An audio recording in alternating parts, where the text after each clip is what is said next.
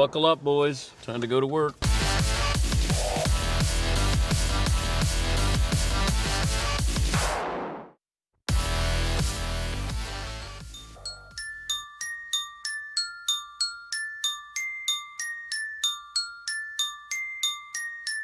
Welcome to the Dan Patrick Show. LeBron James met with the media. He talked about what the bubble is like. You know, it feels like a big old AAU tournament for grown men. Yeah, I like it. 5 or 6 different courts, and you got, games going on. LeBron also talked about the MVP race as well. There was a lot of conversation about LeBron can do those things in the East, but if he ever came to the West, what can he do? I heard all of that. I don't know if somebody just asking the simple question, who do you think is the MVP? And I think in his heart, he knows that he's the MVP. Bringing you the biggest guests and best interviews. Charles Barkley, kind enough to join us. From day one this year, Giannis has been the best player in the world. LeBron plays with Anthony Davis. Broadcasting from the Mercedes Man Cave. That's a big deal. This is Dan Patrick. It's hour 1 on this Wednesday. Dan and the Danettes, Dan Patrick Show. Damian Lillard will join us from the bubble in Orlando. Coming up a little bit later on, we'll talk some football with Chris Sims on loan from NBC Sports. Glad to have you part of the program. If you're watching, you're listening, you're tweeting, you're emailing, you're dialing up Marvin, or all the above. Glad to have you on board here. Say good morning to Chat Row. Your moderator, of course, Tyler, the moderator there. You can watch on youtube.com/The Dan Patrick Show, and, of course, part of the formidable Fox Sports Radio lineup. We'll have a poll question, play of the day, and, of course, Ethan has already supplied me with some stats of the day. Sorry, McLovin. He said something the night before. What's up, Ethan? I know. Ethan and I, we got a bromance going here. I mean, that guy is just there. He completes my sentences sometimes when I'll start a sentence and then he'll complete it. Just Ethan, a Harvard graduate statistician, and went to a real Ivy League school. And he's got some really interesting things that he wants to share. Yes, Eden. Just to defend Andrew here a little bit, the 10:24 random notes on the unusual MLB season email. Yeah. 10:24 p.m. Eastern. Yeah. Come on, guy. Well, unnecessary. I like to have a little late night reading. That's Ethan sent that last night, 10:24 p.m. Eastern. Hey, guys, just sending this early for tomorrow's show. Oh, come on. Yes, Paul. Yeah, you got to be more secure like us and send you no prep the night before the show. None. Completely secure in our jobs. I just assume that you know all this stuff already. Most of it I do, but I like to make Ethan feel good. Yeah. I mean, here's what Ethan sent me last night at 10:24 By the Eastern. way, some of us let our boss sleep. Some of us wake him up in the middle of the night. That's Todd. The best yeah. All right. text last night at 10:30, 10:30. is that late? Yeah, and then I get the emails, the email notifications from you. 10:30 is not that late. And if I'm discussing a guest that lives on the West Coast, sometimes something has to be discussed at night versus 5 in the morning Pacific time the next day. I know. I'm getting something, and it's like, hey, Carson Palmer can join us on Wednesday. You up for it? No, I'm not up for it. I'm not up to be up for it. But go ahead and see if Carson Palmer wants to join us. I will do that. Let me go back to Ethan. Ethan pointed out, with Major League Baseball starting tomorrow, the best record by any team in a single season 60-game span, which is what baseball is going to be this year. The best mark in the modern era is your 2017 Los Angeles Dodgers, who went 51-9. So we're going to have some interesting records there to look at. But the fact that you have teams that can win, what, McLovin? That's fascinating. Hold on a second. Let me just slap my cheek to stay awake here for these stats. Okay. Here's something else that Ethan, our statistician, sent to me. By the way, that stat there was one more stat than you've sent me today. One more accurate stat. Yeah, that's true. 22 players have hit at least 400 over a span of 60 games in a single season. This is since 2000. Now, Ichiro was batting in a 60-game span in 2004. Ichiro hit 460. Now, that's pretty impressive. McLevin, do you remember Ichiro Yeah. hitting 460 over a 60-game span? Okay, I'll admit this is a little fascinating. Okay. All right. I've got other things in here. Wait, let me ask you a question. If somebody hits 400, are we going to care this year, though? Does that count? No. Okay. But I'm just pointing out over a 60-game span, it's happened quite a few times. Here's something you probably didn't know, but Ethan does. The Braves and Cubs will not play each other during the regular season. The two franchises have played from 1876 through 2019, so a streak of 144 consecutive games. That streak will be over. Is that interesting, McLevin? Okay, one other thing, too. This is clearly a company-wide. He said we all put together this list. This was Ethan and No, his that's team. a team player. That's like when I talk about the Danettes, Yeah. and maybe it's something Seton did, I talk about the Danettes. Or if it's something that Fritzy did, we talk about the Danettes. Yes, Paul. This guy's going nowhere if he doesn't know how to take credit for other people's work and get promoted off that. Okay. All right. So Ethan has some more stats. He's got some stats on Damian Lillard. I'll have that for you coming up as well. Are you worried that people are going to nod off and drive off the side of the road if you get more of these stats? No, that's usually when Todd starts talking. So Wow. we try. What? 5 minutes, 6 minutes in, we're going. 6 minutes and 16 seconds Yeah. in. First shot taken. So what do you think, Carson Palmer? We're into that. yeah. That's a figure. Yeah. He sent us his Heisman and everything. Go ahead. At 11:02 last night, you sent me a text. Which would be 8 p.m. his time. Now I'm supposed to, if I call him now, it's 6:06 in the morning. I was trying to be sensitive to the Okay, guest. wait. Should I be changing You my should sleep stay up patterns? as late as possible for a possible Should West I Coast be guest. Should I be doing a West Coast sleep pattern just You for should you? stay up till at least Thank you, Todd. midnight so that I could reach out to West Thank Coast you, guests. Todd. Oh, this program brought to you by LegalZoom. You need to make it legal, make it LegalZoom.com. Their network of independent attorneys can provide advice when you need it the most. Since they're not a law firm, you don't have to leave your home. Visit LegalZoom.com today for more information. All right. Everybody good? How's morale? Fabulous. McLevin? It was good. Yeah. They can't hear a thumbs up on radio. Just letting you know. Just letting you know how this works here. Well, usually, just starting in on Ethan early in the morning, that's just tough. I just couldn't help it. I mean, he comes in, he sets the table. Ethan doesn't sleep. He's just there. He just works. Does this remind you of ESPN when I hear they have great stat packages for when you're on air? Yes. Yes. Yeah. The stat department was great. Yes, Ethan. There's a conspiracy theory going around right now that Ethan is actually like Banksy. That no one knows who is real. Not a real person, just a conglomerate of artists trying to sell their stuff. Well, the original was Shakespeare. Shakespeare was the original Banksy. Bill was not real? Well, there was a Bill, but there were a lot of other writers who wrote. He stole from? Yes. Right. Borrowed. Oh. I think he got credit for all of that. He was the Carlos Mencia of medieval times? Wow. No offense. Whoa. Wow. No offense. Wow. Dang. Yeah, Shakespeare. In fact, I read a book, Who Wrote Shakespeare? And there are all these conspiracy theories about how many writers were writing under the name Shakespeare. We went from Ethan to Banksy to Shakespeare.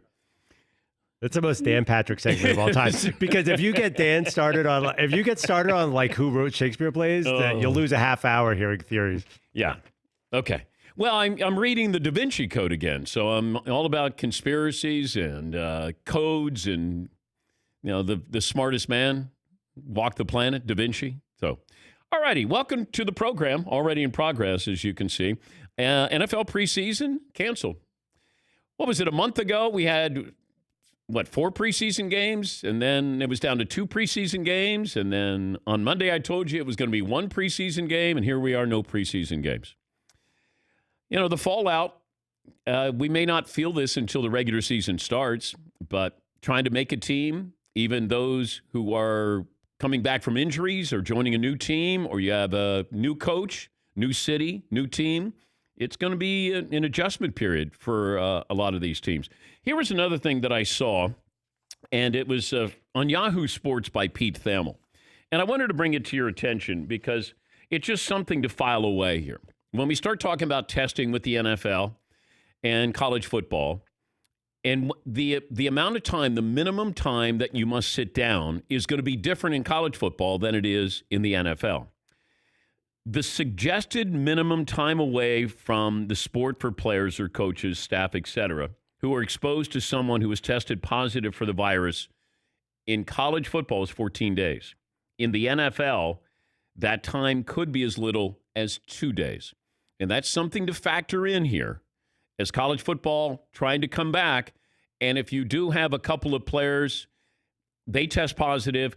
And the difficult part here is you're trying to make sure that you know the contact tracing rules. That's going to be the challenge here. How many people did you come in contact with? And Thamel lays this out on Yahoo Sports that it's going to be really tough. It's going to be very difficult for college football to, let's say you have 15 guys sitting out for 2 weeks. Are you going to be able to play a game? How many players will it take before a team has to cancel a game there? And you might be missing 2 or 3 games.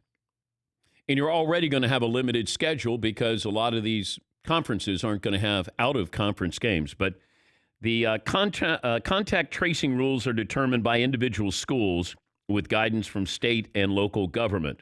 The NCAA recommended 14 days of quarantine for anyone with a high risk of exposure to COVID. This includes the opposing teams. So hundreds of players, and you could be isolated for 2 weeks. And even if you don't have symptoms, asymptomatic.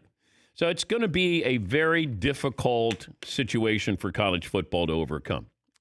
Not out of the realm of possibilities, but the NFL, you could be back within as soon as 2 days because they're testing every day.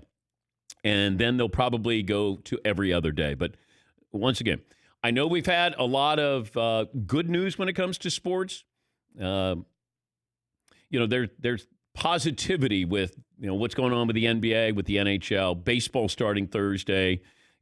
Maybe we have college football, the NFL, but this is still just back to reality here of what these schools are facing here coming up. Yeah, Paul. And this is the most obvious thing, but the biggest difference is if you're a professional basketball player or professional football player, you have your home, your wife and kids, or you're single, you can stay alone by yourself and not have anyone infringe on your space. You can sequester yourself, basically, quarantine yourself.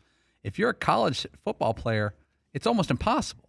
You're living in some type of dorm or some type of apartment. The odds of you living alone are almost zero in college. Yeah, and that's where you go back to who did you come in contact with and trying to figure that out. This happened with Rudy Gobert when he was testing positive, and then all of a sudden, who else was around Rudy Gobert? Well, obviously everybody with Utah and Oklahoma City.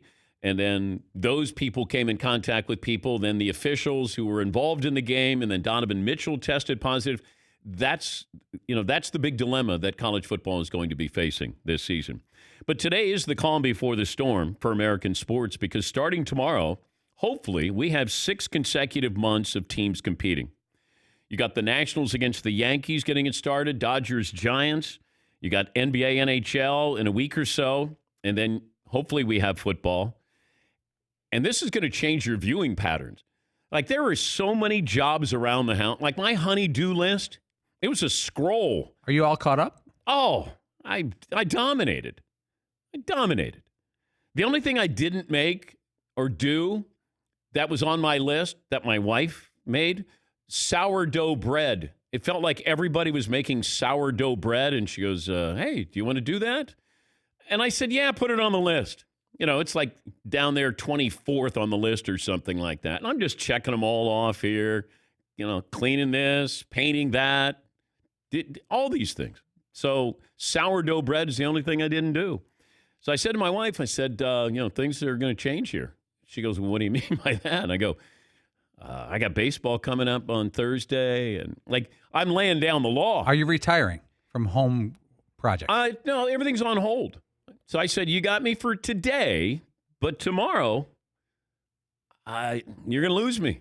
I'm gone for about 6 months. Yeah, see. Yeah, so you're out today, right? Yesterday was your last day. I'm going to give her today. Oh, you are? Yeah. Yeah, you got 4 NBA scrimmages today, starting at 3. Well, you could play this as you wish. But Okay. I don't know about a scrimmage if that's really. Ooh. She's not going to know the difference between a game and a scrimmage. but she doesn't need to know, Fritzy. So don't say it. I kind of. You always rat me out. I know. I can't hold that. You always rat I'm me texting right now. out. No. You know those are scrimmages that your husband's going to be one. Don't let him fool you. Yeah, no. Those are meaningless games. They do not count. It doesn't go in the win or loss. Yes, Paulie. My wife will always ask me, I'll be watching like Louisiana Lafayette versus Memphis on a Thursday night football game. She's like, is this an important game? I'm like, oh, you kidding? 4 and 5 versus 2 and 3? It's the game. We're going to talk about this tomorrow, Dana. Yeah. Yeah, so I just I laid down the law as only I can. I said it all changes on Thursday. And I got baseball coming back. Then you got NBA, NHL. Yes, McLevin.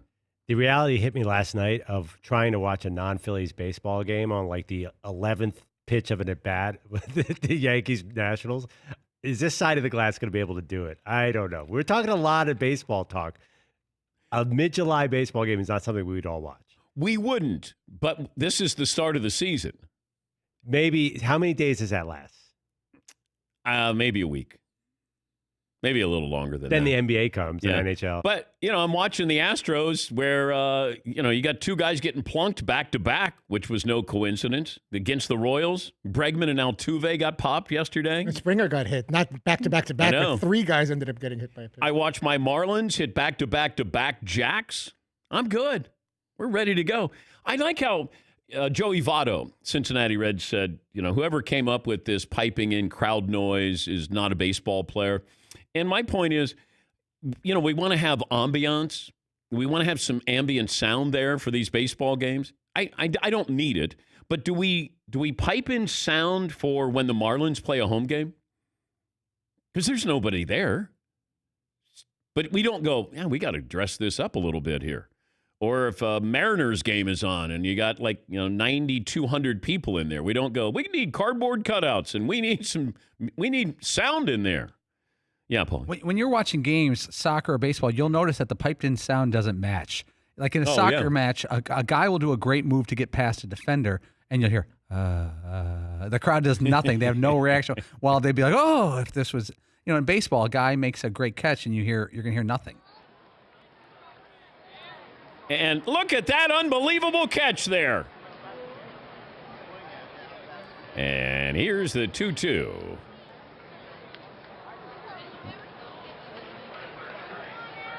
And that'll do it. Mike Trout has just hit a 3-run homer.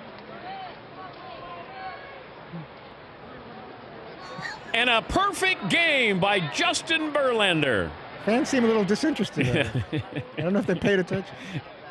You need to have a guy who rides the levels there where you can go, oh, something great happened. Remember in Bull Durham where you have the guy doing the radio call and then he'd go, he'd hit something and there's a base hit. Yeah, Paul. You need a guy like this, Dan. Give me a Mike Trout 3-run home run call. Just like you call Mike Trout. Oh, okay.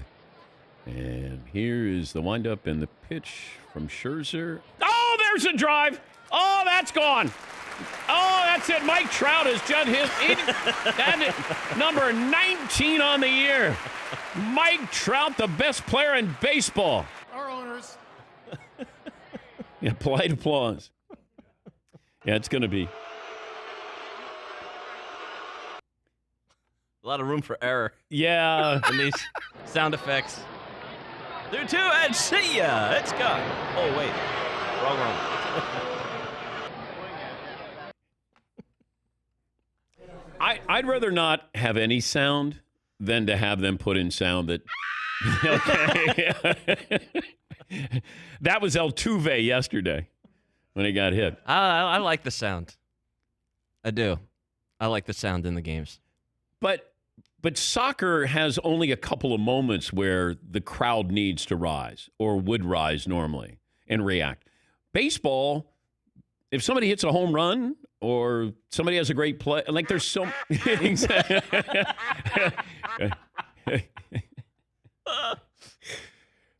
That's not going to work, I don't think, is it?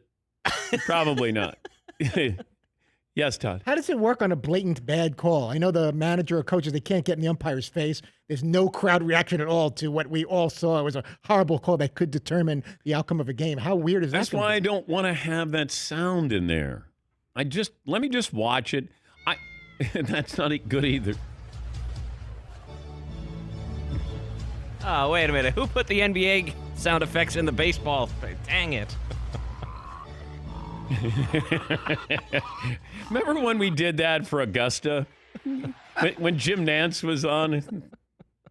Oh, it's a tradition unlike any other.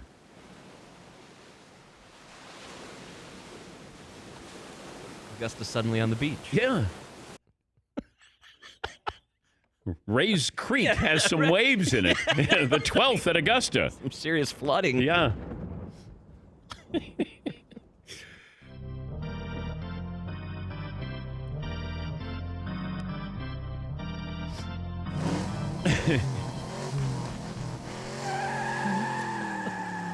I think we're good. I think we'll take a break here. Yep. All right. Good times. Yep. Kind of forgot we're on the air there. All right, we'll take a break. We'll come back. McLovin have a poll question. Ethan will probably have another stat for me. And phone calls are always welcome, 877-3DP-SHOW. Let's see, anything else I need to mention here? Paulie doing? The Clippers' Patrick Beverley leaves the bubble for a family emergency. Is Zion back in the bubble? He left for a family emergency. Yes, Tom. We sent a note a little while ago to the Pelicans, see if we can get an update on that, but I haven't seen anything about where he is, if he's back yet, or when he does get back, how much time he has to wait until he can play. And the Timberwolves are up for sale, if you're interested in that. We'll take a break. It's coming up on 22 after the hour. Dan and the Danettes, Dan Patrick Show. Quality sleep is the key to your health and well-being. That's why I'm in a good mood. I come in refreshed. I got more energy than the Danettes do combined. And I have that Sleep Number 360 smart bed. So I come in ready to go, ready to attack and entertain a nation for 3 hours. You know, the natural immunity booster helping us focus and be in a better mood, ability to manage stress in these trying times. You're able to do that. When's the last time you got up and you went, now that was a great night's sleep? Sleep affects our immune system. Getting a good night's sleep is one of the best ways to help prevent and recover from illness and means you're less prone to obesity, diabetes, heart disease, and depression. Discover proven quality sleep for your health and well-being. The Sleep Number 360 smart bed. Right now, for a limited time, save up to $900 on select smart beds only at Sleep Number stores, or you can visit them at sleepnumber.com/Patrick. Once again, the Sleep Number 360 smart beds. For a limited time, save up to $900 on select smart beds. Sleepnumber.com/Patrick.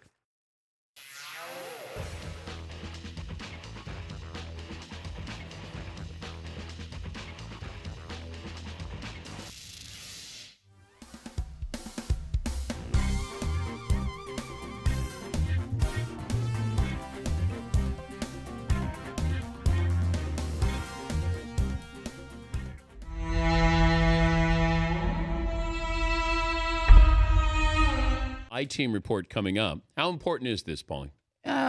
Mid-level. It's topical. Topical. I can knock it out quick. Okay. All right. Let's hit the I-Team sounder here. And now, we go to the newsroom for an I-Team investigation. The motto of our news team is... We don't break news. We sprain it. Let's go to the newsroom. Paulie? The I-Team has one simple question for one Todd Fritz, and I'd like it if everyone could hold... If everyone can hold their reaction until Todd finishes his answer and the I-Team has a point.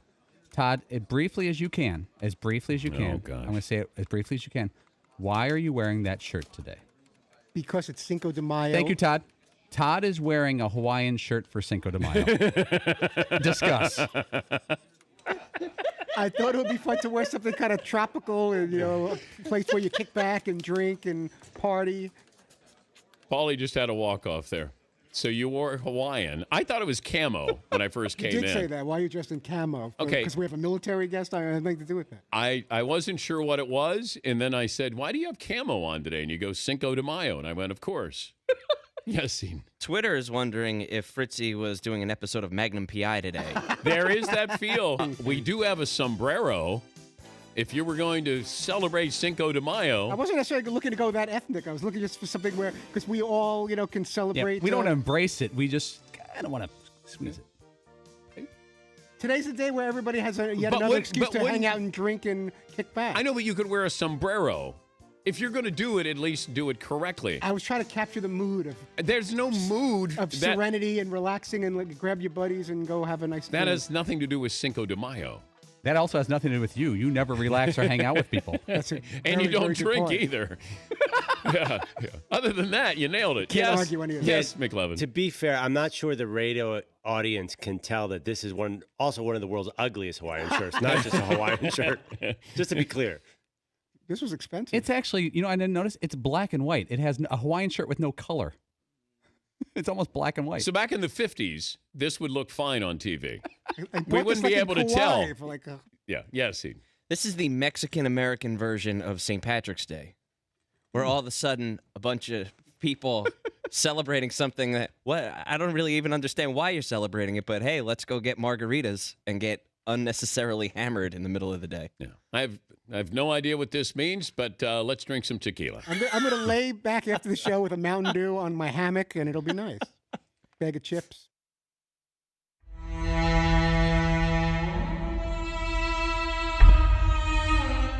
Someone want to try these on? What, Paulie, you want to put them on? Yeah. We're going to track Paulie?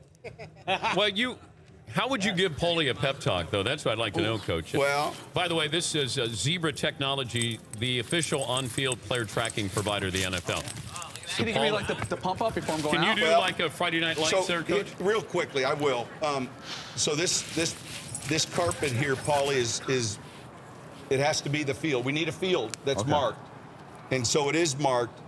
And Paulie, you don't get many chances to play football in the state of Texas. Yes, Coach. Now. I don't know where you're from. Where are you from, son? Southside Chicago. Southside of Chicago. Well, you're not from Texas. That's a long way from Kansas, Dorothy. All right. Just get your ass ready to go here in this state of Texas. All right. Now, just run a square. I don't need to see you run. Yeah, it's best Want me to do an up down? It's best. Yeah, up down. I like your effort. I like your attitude. There you go. There you go. And so all the while Paulie's doing this, we're recording. You're tracking this. We're tracking this. And we're gathering this information. We're getting your heart rate as well. Who's that brain surgery guy? I'll give you a number. I got a contract.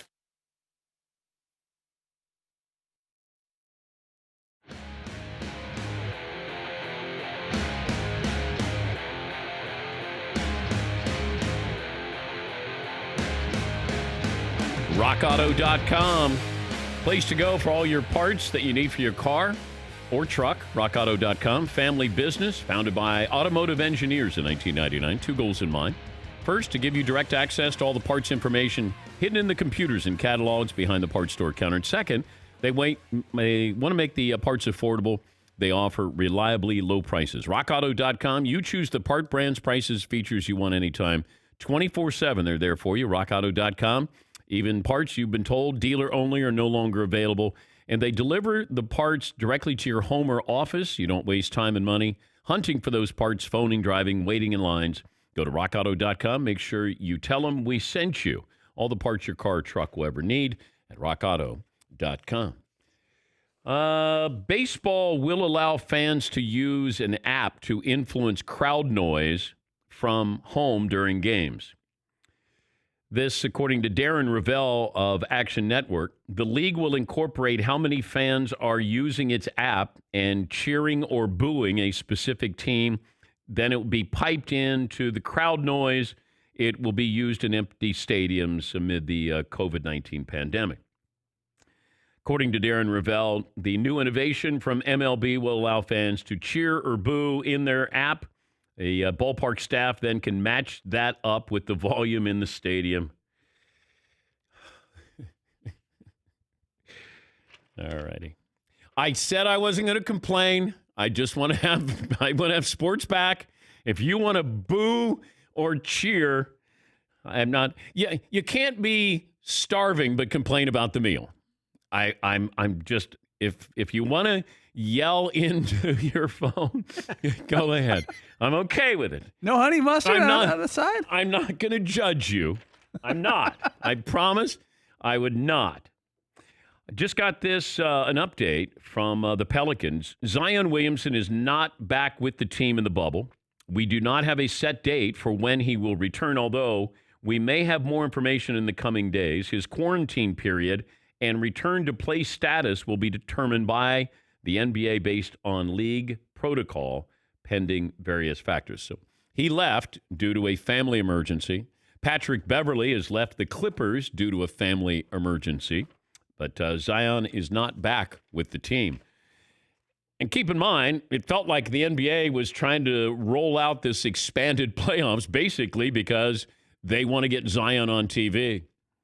They loaded up. They loaded up those games early in the season so you could see Zion Williamson. And then Zion, of course, was coming back from injury. And they want to make sure they get some Zion on TV here. Best they can for as long as they can. Yes, Todd. And for those keeping score at home, the NBA restarted in just 8 days from now. Yep. And they just have to get into that 4-team tournament, McLovin. They have to be within 4 games of the 8th seed. But is there 4 teams? No, I think it's just as many teams are close in the standings. I'll get the rule out. It's so confusing. The East is easy because there are only 9 teams there. The West is more tricky. You know, we've been waiting for sports, and then we kind of forget the rule changes. We were talking about this prior to the start of the show because McLevin goes, is the NFL expanded playoffs this year? And I go, no, I think it's next year. I couldn't remember because I thought it was going to coincide with 17-game schedule. And now all of a sudden it's not the 17-game schedule. Playoffs are going to be expanded this year. It's a 17-game schedule next year. And then you got the DH in the National League. And yes, there'll be a runner on second base in extra innings as well. Yes, McLevin. Is the MLB playoff format the same, even though the schedules have changed a lot? Like, I know the Phillies play the Yankees a lot. Are they still in the NL East with the Braves and the Mets? They are, right? Like, I think they went back to division. Does this make any... Remember there was talk about 3 10-team divisions? Yes. That's not happening, right? I don't think so. I don't think so either, but... I don't think so, but I'm not sure. 60 games. That's going to be wild. Wasn't there some documentation that proved that I was right, that the NFL was expanding the playoffs back in 2014? So I was researching this morning. You know, I do research.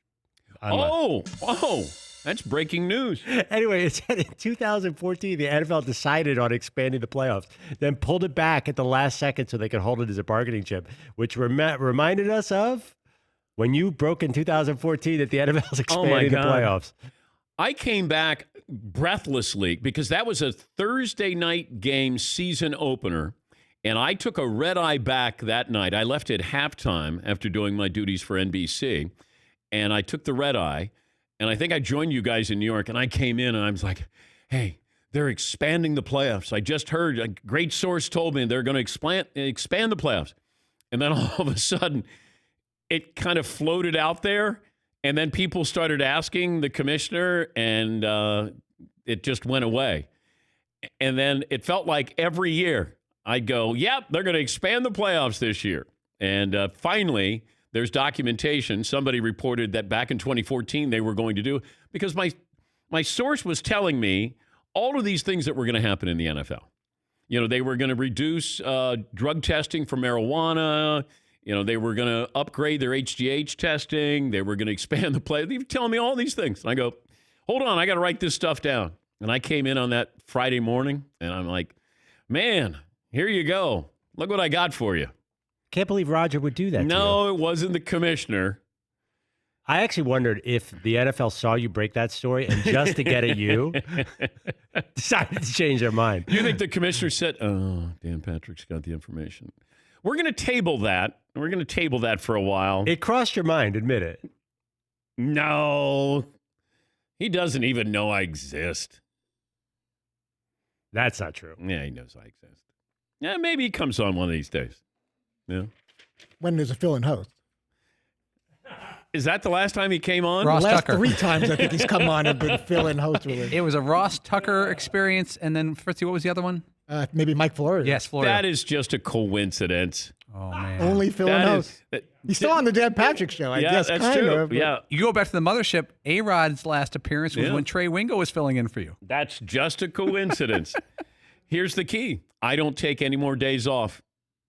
No more days off for anybody, so I don't miss out on A-Rod and the commissioner. Just a coincidence. The last 3 times he's been on, I haven't been working that day. All righty, McLevin, you got a poll question for me? Yeah, we already have one up. There's one option off our guest list. I was wondering if we could put up. Who do you think Phil Simms, the former Giants quarterback, is more proud of, Chris Simms or Matt Simms? If we had him in an honest moment, are we allowed to put that up for? Wait, what?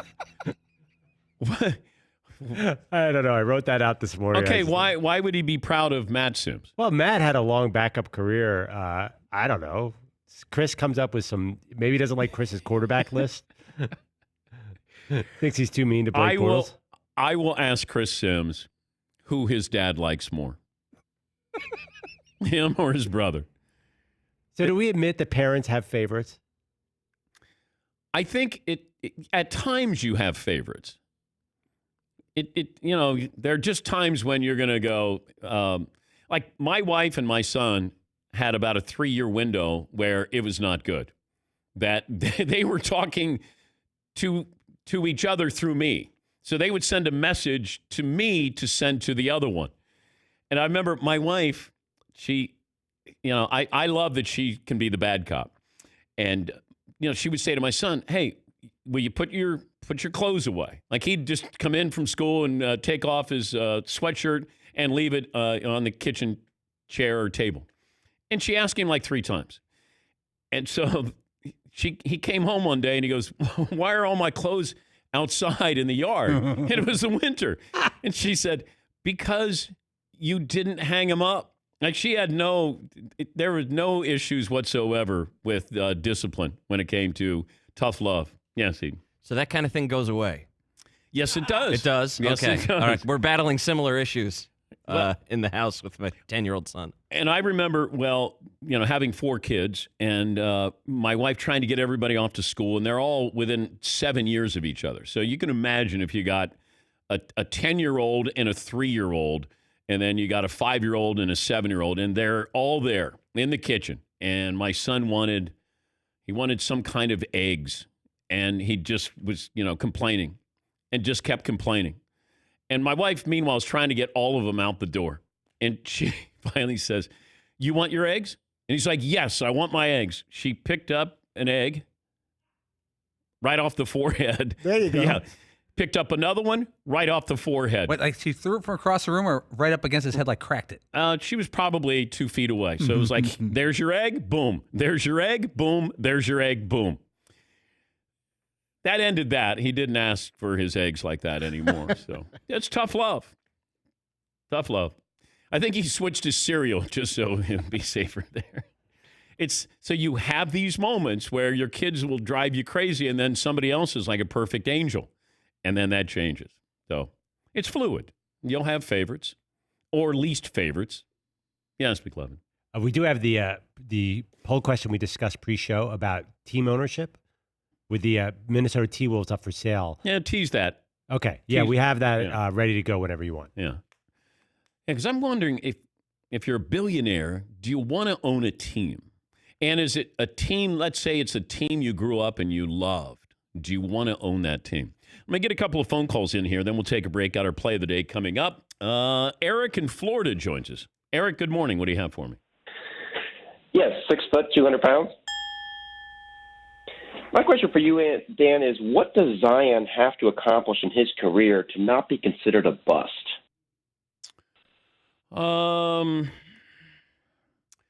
Well, I think given the hype, not just being the number one player, because we've seen number one players who are good but not great. But if you take away injuries, I think Zion has got to be a guy who is going to put up, his career stats are going to be at least 2010 for, and for a long period of time.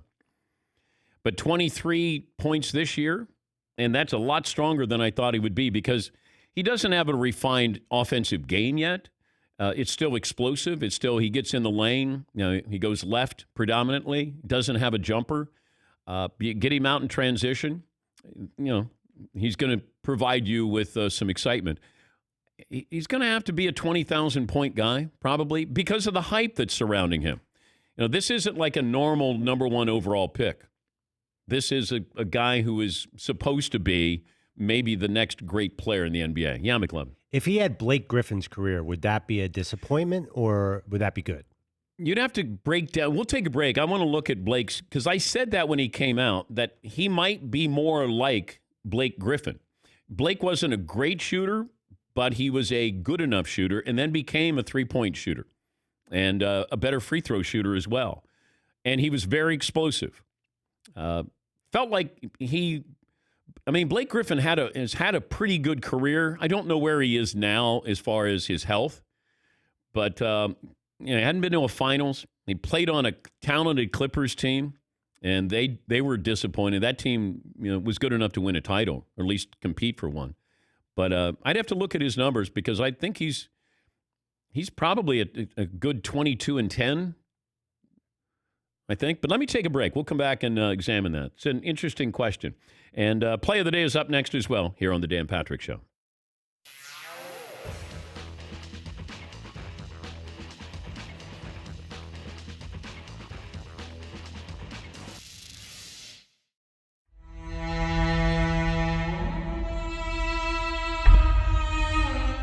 You go to Nance's house, beautiful house, lovely breakfast. Jim comes out. He's, dressed like he's ready to go on TV, looks impeccable.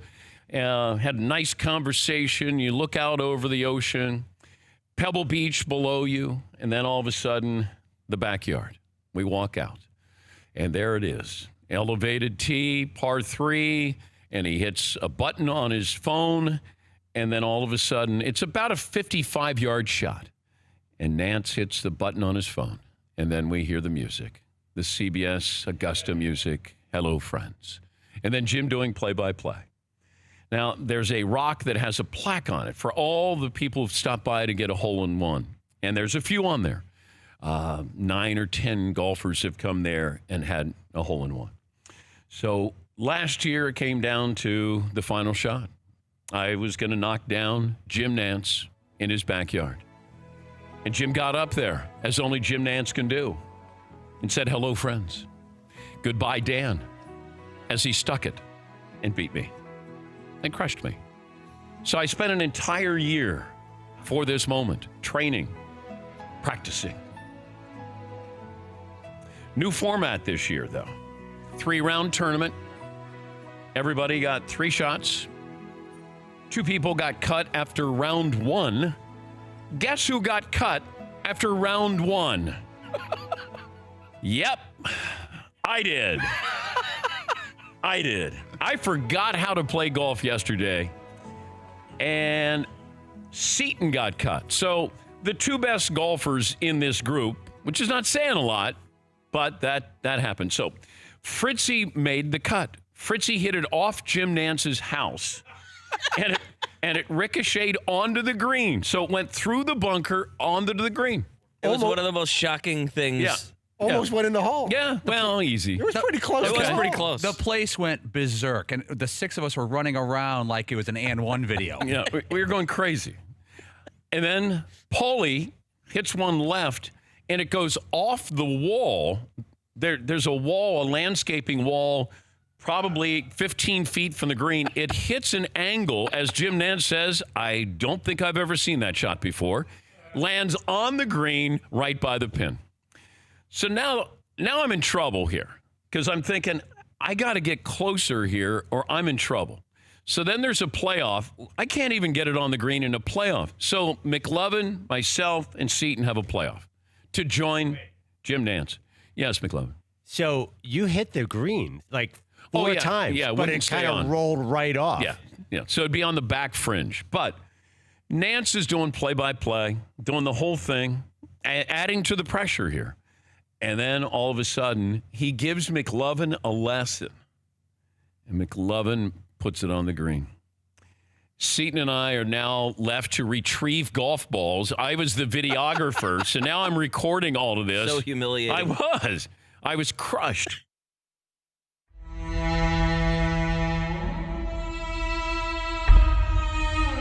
Are you in around the horn tonight? I am. Thank you for asking. Tough loss yesterday. Yeah. I don't get over those losses on Around the Horn. Like when you lose, I lose.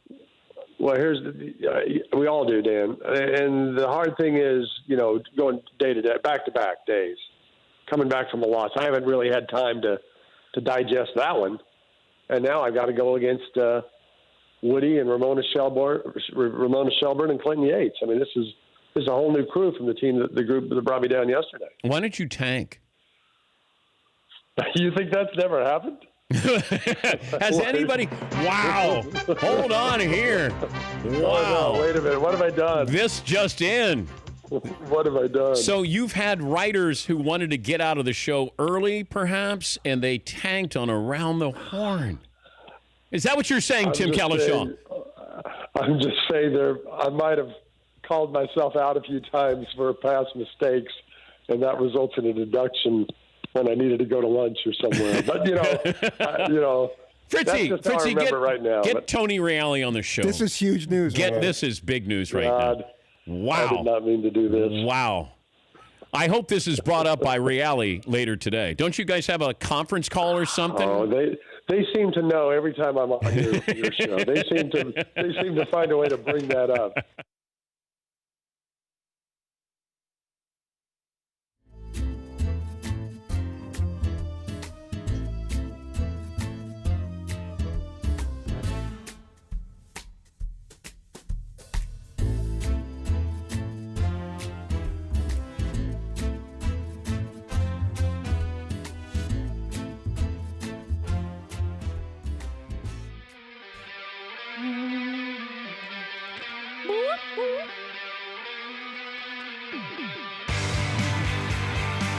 Oh my God! The play of the day. Runner left side, got it! Ready to play it and play it. This is the play of the day. Check this out. 1-2. That's inside. Bregman turns out of the way, and apparently it grazed him, and so that's back-to-back RBI hit by pitches for the Astros. Think they've been working on that in summer camp? Well, I tell you what, both of these hit by pitches, I mean, if you're going to get hit, that's the way to get hit. Yeah. Courtesy of KBME Sports Talk 790. Altuve and Bregman get hit back-to-back at bats against the Royals. The Astros will open their season on Friday against the Mariners. That's our play of the day, and it's brought to you by LegalZoom. Need to make it legal? Make it LegalZoom.com. We're all faced with new challenges these days. If you need legal help, count on LegalZoom. They can provide a network of independent attorneys to provide advice you might need. And since they're not a law firm, you don't have to leave your home. Visit LegalZoom.com today for more information. I mentioned Blake Griffin is a good comparison to Zion Williamson. Those were the numbers I was looking at for Zion this year. Blake averaged 22 and 12 as a rookie. 6 All-Star games in 11 seasons. Hasn't advanced to the second round of the playoffs since 2014, 2015. Zion is not back with the team. We learned that this morning. They don't have a set date for when he will return. They're going to have more information in the next couple of days. And then the quarantine period is going to be the tricky part. Return to play status determined by the NBA on league protocol at pending various factors there. But if you said Zion had 6 All-Star appearances in 11 seasons and averaged 22 and 12, I'm going to guess people would think that was a disappointment. I think you have to get into the postseason because you start there. We move backwards. You start with championships or appearances in the NBA Finals or a conference championship. You work your way back, and then you could get to the regular season stuff. But greatness is defined by getting into the postseason. You know, Wilt Chamberlain was a better basketball player than Bill Russell, but Bill Russell won. If those were reversed, there would be no conversation. If Wilt Chamberlain had 11 titles, he would be the greatest player, and Michael Jordan would be a footnote when you're talking about greatest players of all time. When you win, we elevate you. When you don't, we demote you. We take you down from the pedestal. And Blake Griffin has not been a guy who can make a deep run. Can Zion carry a team in the postseason? And that's how he's going to be defined. Because of the hype, not just being the number one overall pick, it's the hype that's gone along with this. Yeah, Paul. But if you compare it to a guy like Tim Duncan, it's apples and oranges. Their games aren't the same. But Tim Duncan was never a stat guy. Tim Duncan never led the league in any stat ever. His career average, Tim Duncan, is 19-10. That doesn't blow anybody's doors off, but he was always relevant, unstoppable, a team player who won a truckload of rings. He won. And that if Zion somehow averaged 22-10 with rings, it's not 22-10 anymore. No, because you wouldn't even know Tim Duncan's career stats. Yeah. Because he was never that guy that put up these big numbers, but he was on a team that won. And I think that's going to be the key for Zion Williamson. You can go 25-12 and 5 assists, but if you're bowing out in the second round, people are going to look at that as a disappointment. You know, Dominique Wilkins was unbelievable. As explosive as Zion. Never made it to a conference championship. Hall of Famer, 28,000 points, and all kinds of highlights, but he didn't do anything. Well, he always had the Celtics usually in his way.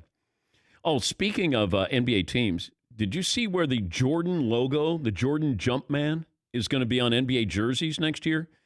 So the Pistons have to have the Jordan logo. I would love to know what Bill Laimbeer and Isaiah Thomas, Joe Dumars, those guys are thinking when they see the Pistons jerseys and you're going to have Jordan's logo on there is just spicy, man. So good. So good. That's great. Yes, Todd. Shouldn't the Bulls have to put bad boys and a little stitching on the quarter? They just got to even it up a little bit. That's terrible. No, they are bad. The Bulls are bad, but it has nothing to do with being the bad boys. Yeah, looking sharp, fellas. Yeah. Well, I'm Jordan. I'm rolling right into that first game. Looking good, boys. Yeah. Jordan may want to show up for that first game with the Pistons. He might, knowing him. Yeah. Just, hey, I just want to see this here.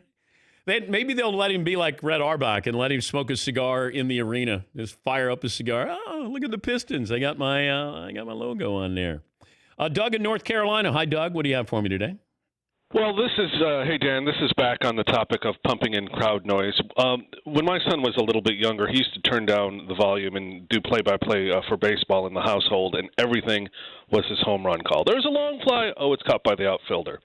And I bring that up because I read an article about your former colleague, Charlie Steiner, that I guess he's having some health problems, and they've decided that I guess they set up a booth in his house, and I'm wondering, you're doing these broadcasting schools. How in the world can you announce something if you're not there?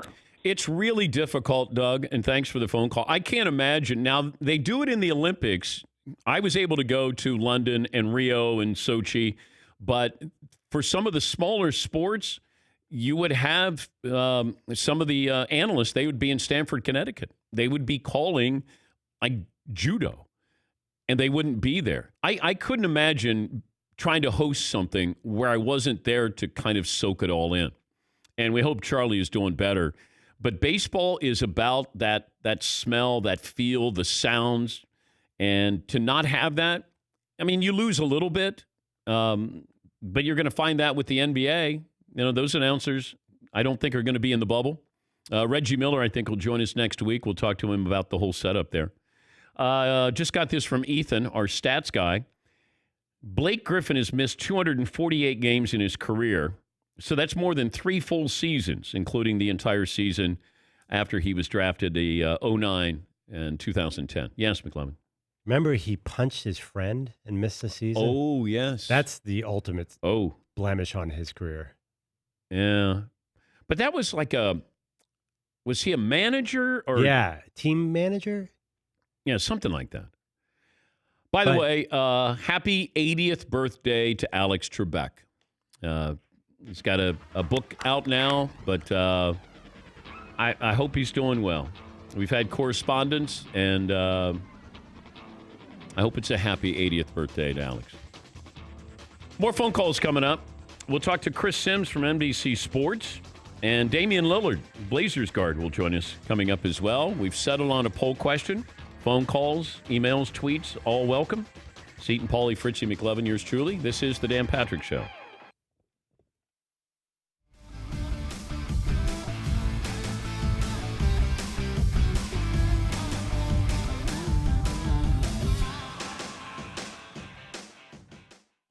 Guys, we had a nice day yesterday. Baseball's right around the corner, and we stumbled upon a player from the past who is now becoming one of our new favorite players, Dick Drago. Yeah. I think it's Drago, right, Dan? Yeah.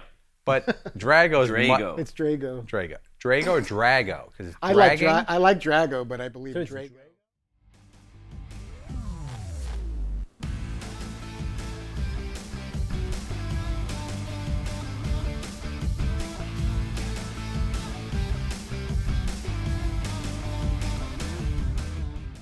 So, special report, Dan. You remember 2 years ago, I saw in Vermont my first ever bear. This was very exciting 2 years ago.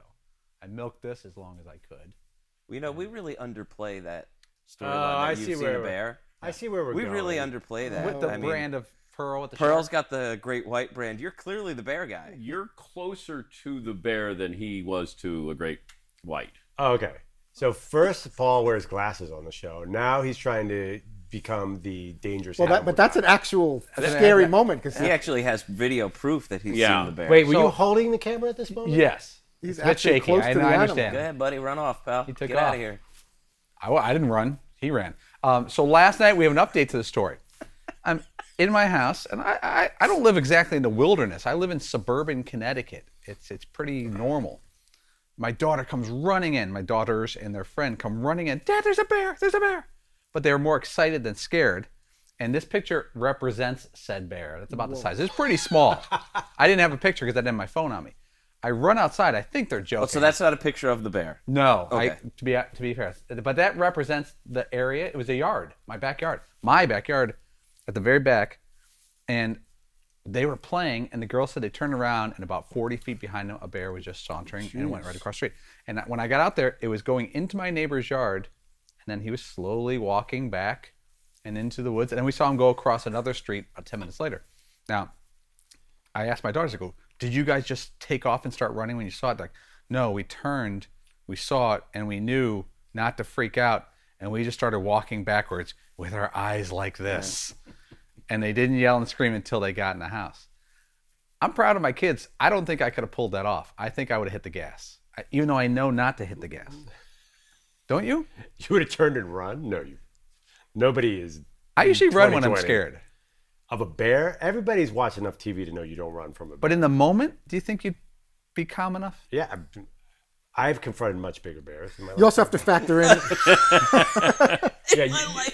No, I'm not talking about the late 90s in New York you City. would never turn. Yeah, Edge is essentially saying that he used to be a bear guy, but he's moved on to Great Whites. Are you the bear? If you want to be the bear guy, be the bear guy. But nobody would turn and run. From No, but you have to factor in. Everybody do you knows feel like that. you're fast enough? Because I know for me, I have no chance. If I start running, it'll take me an hour and a half to get to the door. But if you you've feel like never you're been quick calm enough, about anything. No, so my instinct would be I got to get out of here. I got to run.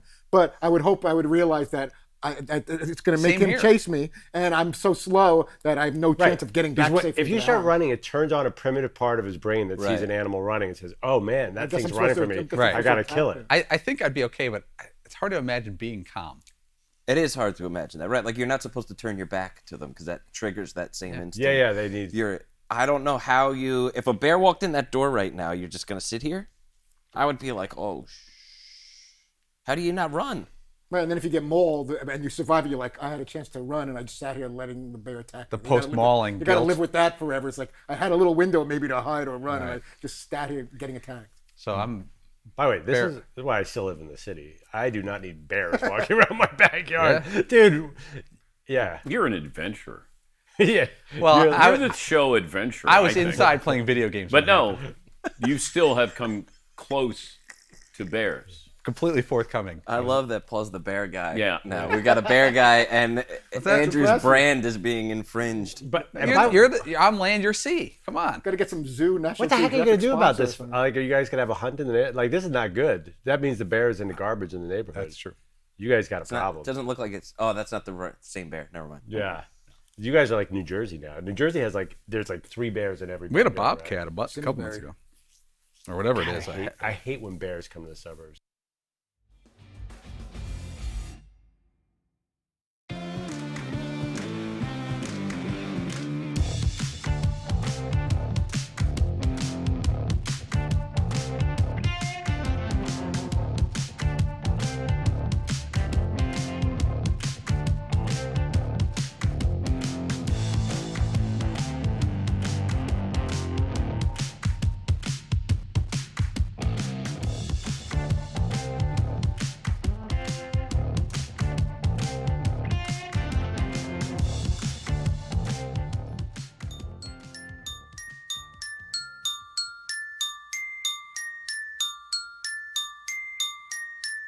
Welcome to the Dan Patrick Show. LeBron James met with the media. He talked about what the bubble is like. You know, it feels like a big old AAU tournament for grown men. Yeah, I like it. 5 or 6 different courts, and you got, games going on. LeBron also talked about the MVP race as well. There was a lot of conversation about LeBron can do those things in the East, but if he ever came to the West, what can he do? So, I heard all of that. I don't know if somebody just asking the simple question, who do you think is the MVP? And I think in his heart, he knows that he's the MVP. Bringing you the biggest guests and best interviews. Charles Barkley, kind enough to join us. From day one this year, Giannis has been the best player in the world. LeBron plays with Anthony Davis. Broadcasting from the Mercedes Man Cave. That's a big deal. This is Dan Patrick. Welcome to the program. It's hour 2 on this Wednesday. Dan and the Danettes. Dan Patrick Show. Talk some football with Chris Sims on loan from NBC Sports. Damian Lillard, the Blazers guard, in an hour from now. I mentioned something yesterday that people, they questioned. Let's put it that way. I mean, I was going to say took issue with, but that sounds a little too serious here. When I said that LeBron was asked about the MVP, and he didn't really say much. And I said, I wondered if somebody said to him, who is the MVP of the NBA season? Because, the Greek Freak's going to win it. But I'm curious if LeBron thinks he's the MVP. That's what I wanted to know. And I said, I think LeBron thinks he's the MVP. LeBron's not going to win it, but I think LeBron, in his mind, just about every year that he plays, he thinks he's the best player in the NBA. But I wasn't saying he's going to win. I just said, in his mind, he probably thinks he is the MVP. And should the story of a player, his age or what he's overcome, those kind of things, how much does that factor in with the MVP? Because the MVP is really, you had a great season and your team won. It always helps if your team is winning, and also if it's a news story. Steve Nash was a news story. He should have won one of those MVPs, not both. Kobe won an MVP, and LeBron should have won it that year. Shaq should have won it one year when Steve Nash did. But sometimes it's the story that's attached to it. And I don't know how much credibility, credence, love that LeBron's going to get based off the story that, hey, at his age, leading the league in assists, going out west, where everybody said, oh, let's see what LeBron does when he goes out west. He went out west. They have the best team in the West. And I still think the Greek Freak is going to run away with this. LeBron will finish second here. I think the Greek Freak is going to do double duty. I think he'll be the defensive player of the year as well. But this goes back to, can LeBron use this as motivation the way Jordan did? And I know, here we go, LeBron and Jordan, but Michael took it as a slight when Karl Malone won the MVP. He's like, oh, you think he's the MVP? And, of course, they faced the Utah Jazz in the NBA Finals, and we know what happened. Charles Barkley wins the MVP. Oh, you think Charles is the MVP? They faced the Phoenix Suns in the NBA Finals. LeBron can get his retribution, make it to the Western Conference Finals, and then if you run into the Greek Freak, that's what you do. You close that other team out, that guy who was the MVP, and that's what Jordan did. And those 2 times when he didn't win the MVP, and those guys did, and met him in the NBA Finals, he ended up beating him. And nobody ever took him to 7 games in the finals. But, LeBron has had an unbelievable season, a great season, considering where he was last year, where this team was last year. And, losing Rajon Rondo and Avery Bradley is going to hurt because it's all about depth here. Patrick Beverley went back to Los Angeles, a family emergency here. And this is a team that might be as deep as anybody, might be the deepest team, the Clippers. And if you start to lose players and when they can come back, and I know it's a long haul here because you're going to be there for a couple of months, but to be able to have that core with you is going to be so important for these teams. We got an update on Zion Williamson from the Pelicans this morning. He's not back with the team in the bubble. They don't have a set date for when he will return, although they expect to have more information in the coming days. He left due to a family emergency. His quarantine period and return to play status will be determined by the NBA based on league protocol, pending various factors. So something that we found out an hour ago. Phone calls are welcome, 877-3DP-SHOW. Email address, dp@danpatrick.com. Let me see. Our Twitter handle at DP-SHOW. The Timberwolves are up for sale, if anybody's got some spare change. The Minnesota Vikings owners, Ziggy Wilf, I guess they're the leading candidates, according to sources telling ESPN. Glenn Taylor, the billionaire, is set to sell. There's several bidders for the team. And it looks like Kevin Garnett is trying to form a group to purchase the team. Kevin Garnett did not get along with Glenn Taylor, and I'm sure that he would love to be able to buy that team. Although I think Glenn Taylor is going to do well when he sells this team. He bought it for $88 million back in 1994. He's seeking at least $1.2 billion for a team that's been valued at close to $1.4 billion. Taylor told The Athletic he will not sell the team to a group that wants to move it out of Minneapolis. People have inquired who are interested, but they want to move the team. They are not a candidate. We've made that very clear. But the Wilfs bought the Vikings from Red McCombs back in 2005 for $600 million. The franchise's value is now well over $3 billion. These are really good investments. And it goes back to what I've said all along about billionaires. There are a lot of billionaires, but there's only a select number who own sports teams, and even a smaller number that own NFL teams. It's rare when you sell. Normally you're selling because you have to. And, you know, there are billionaires who don't want to be famous, but then there are billionaires who do. Hey, I'm a billionaire, nobody knows me. Hey, I'm a billionaire, and I own the Washington Redskins. Like Daniel Snyder is so caught up in the fame, the publicity, being a celebrity because he owns the Washington Redskins. Because nobody knew of him before this, and then once you own a team, then people know who you are. Mark Cuban. Mark had $1 billion, and I think he doubled that. Might be worth maybe close to $3 billion, but he loves it. David Tepper, he's got, I don't know, $10 billion? I didn't know him. Steve Ballmer, I was at least aware of him. Steve Ballmer became famous. He had $20 billion. But then there are guys like Warren Buffett who has been on this show and said, I don't want that scrutiny. Like, I don't want people to dislike me. And that's what, I mean, think about it if you buy a team. Like if Derek Jeter came back and was part of the Yankee ownership there and things went bad, then all of a sudden you got fans who have been cheering for Derek Jeter for 2 decades or longer.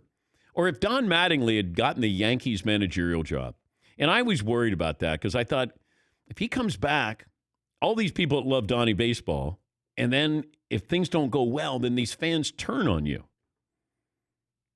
You know, Dan Marino's involved with the Dolphins, but he's not out in front as an owner. I think he's a consultant. But if you could own the team that you grew up loving, but then you know you run the risk of people not liking you or turning on you. But if I'm a billionaire, you have to decide, do I like being a billionaire in anonymity or do I want to be famous? Because there's a big difference in that. And you find with a lot of these guys, there are a lot of billionaires, but only a few, select few that can own these particular teams. I was looking at the value. the Cowboys are the most valuable franchise in all of sports.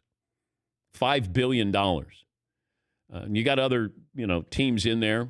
Got some soccer teams in there. You got the Yankees in there as well.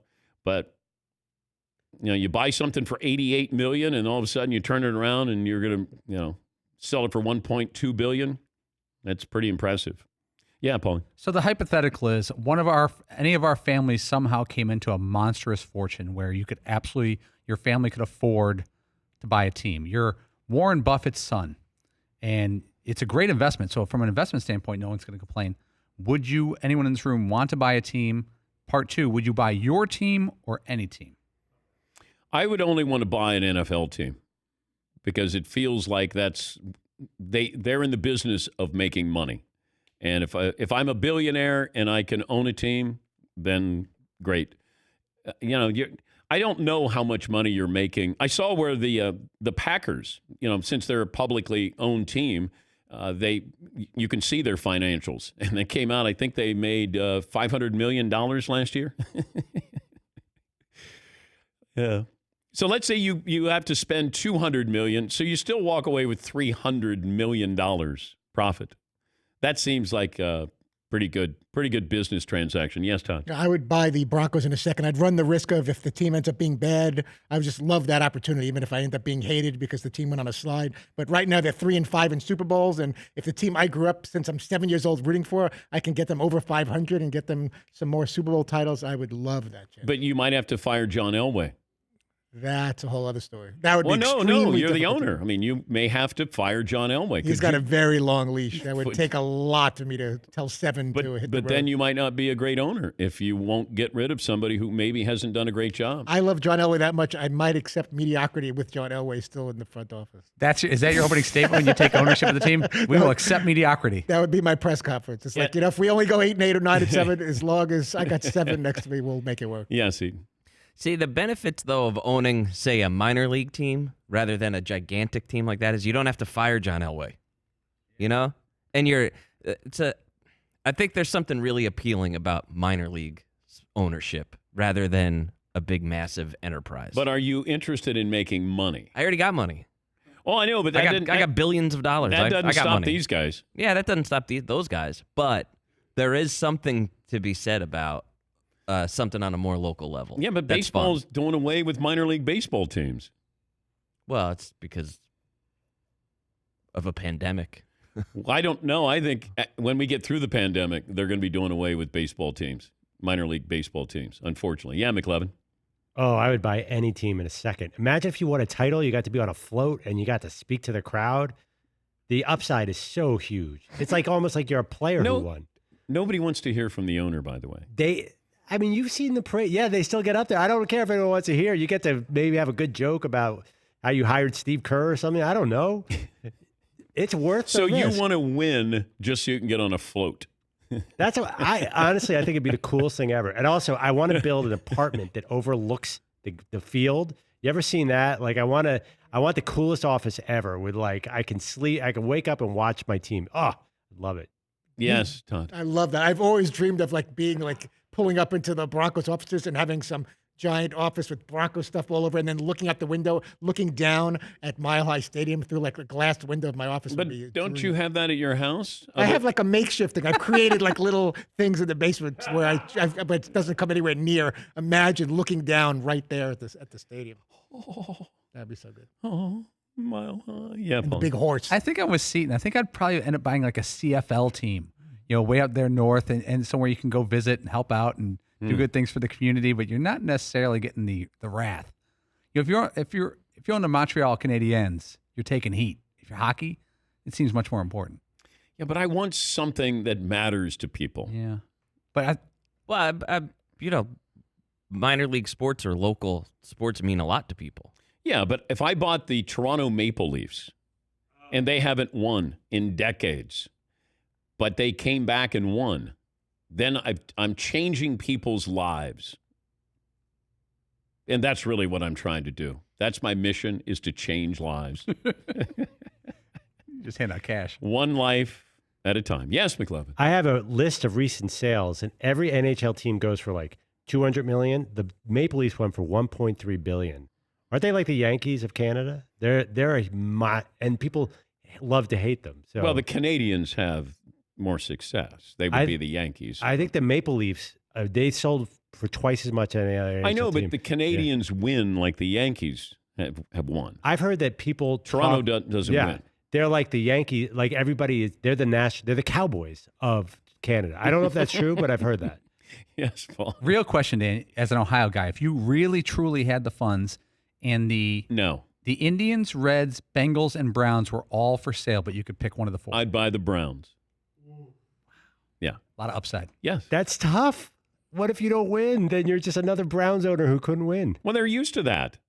So they can't get that mad at me. I'd fit right in. You should buy imagine how low the bar is in Cincinnati, though.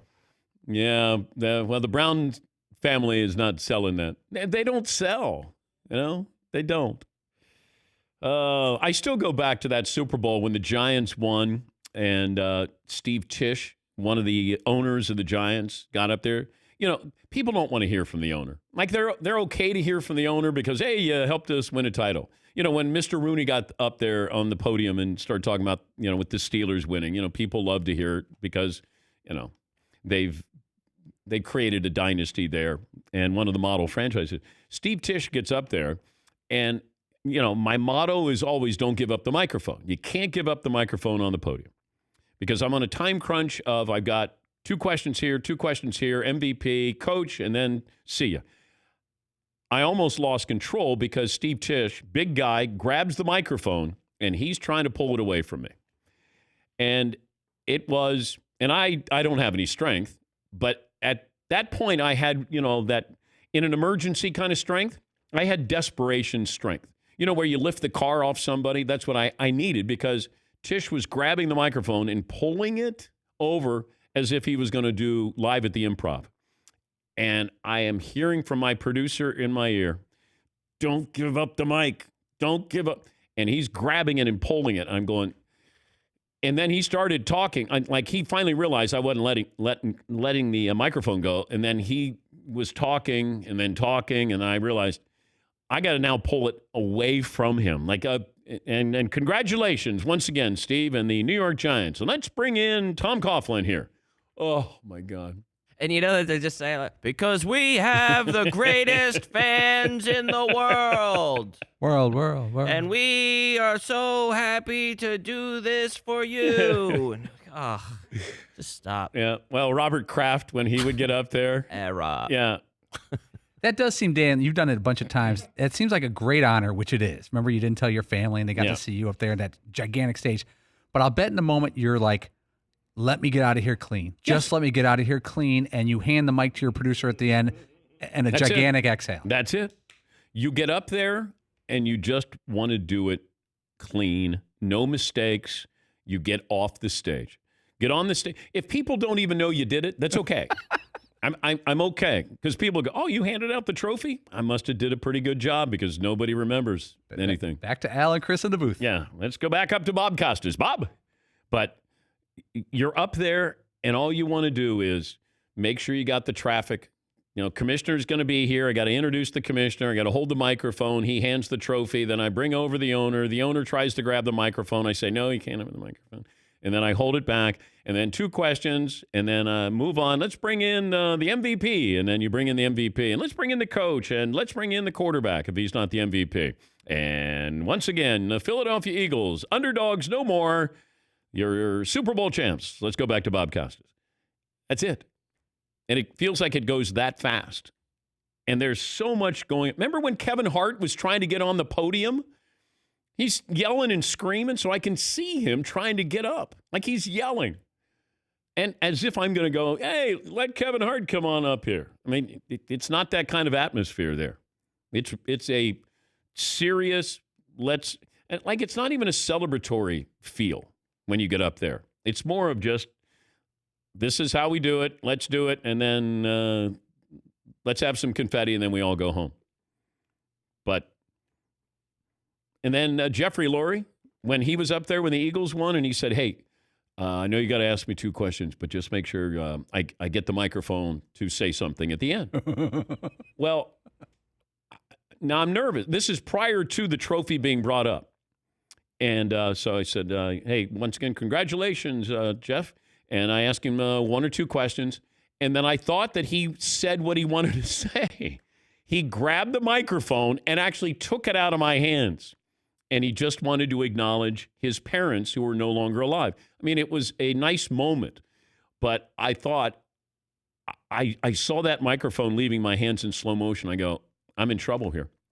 Because he may wax poetic for 5 or 10 minutes.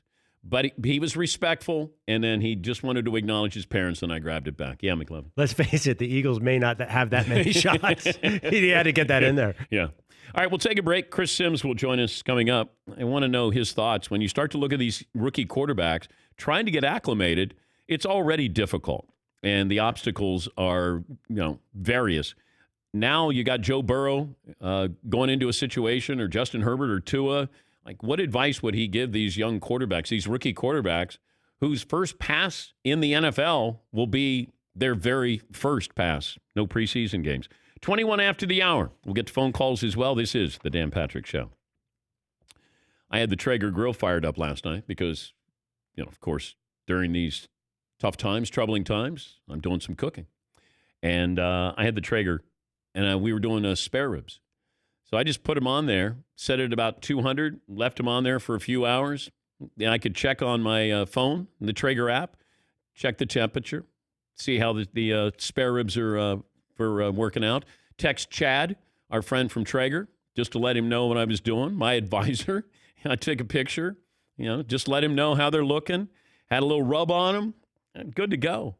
Like, I bring it in like a conquering hero. Like, look at what I did here. I didn't do anything.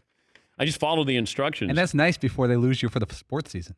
Yeah, if you want to have the best game day spread on the block, you can head to your local dealer today or visit TraegerGrills.com/DP show. And remember that you use the promo code Dan at checkout, you get free shipping with that. It's Traeger, Traeger.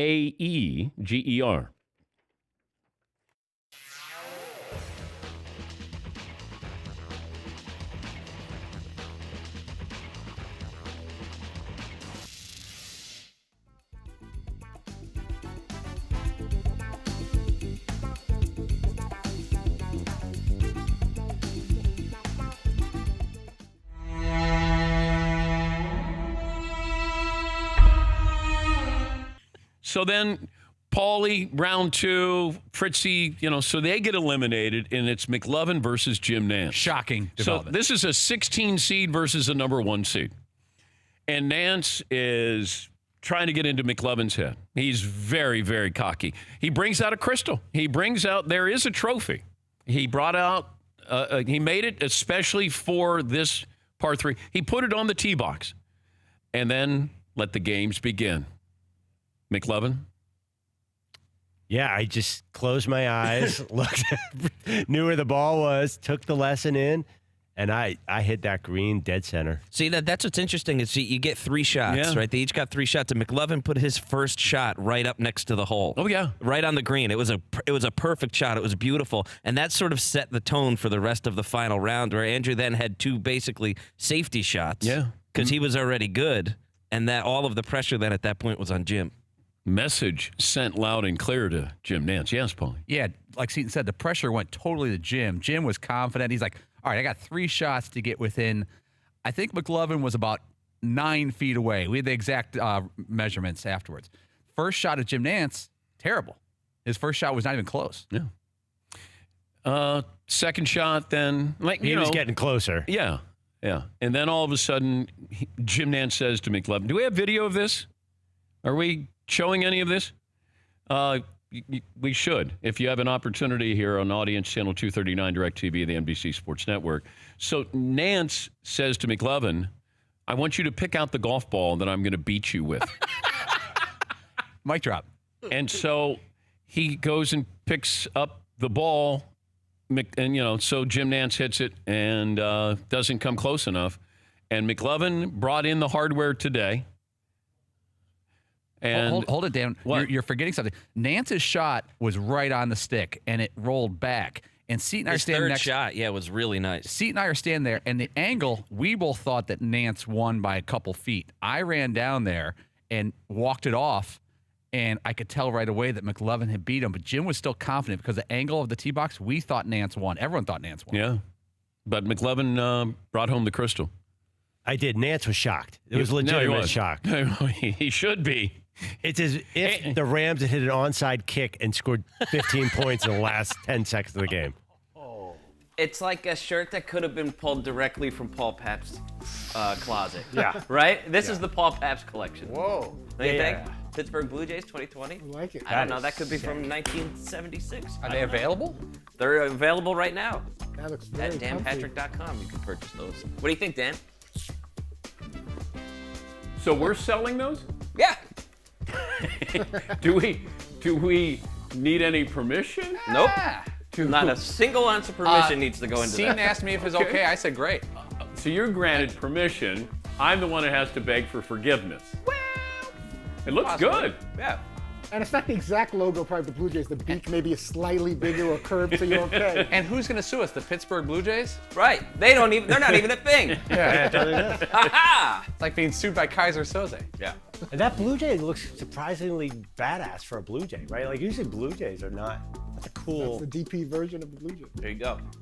Yeah, probably this year only, but. I like Likely. the white piping, as we like to say. Color is nice. Yeah. It's very sharp. Hey, and they might play a handful of games in Baltimore too. Baltimore Blue Jays. Oh, more But shirts. Baltimore, you can't be the Baltimore Blue Jays when there's actually a And Baltimore Orioles. Oriole. Yeah.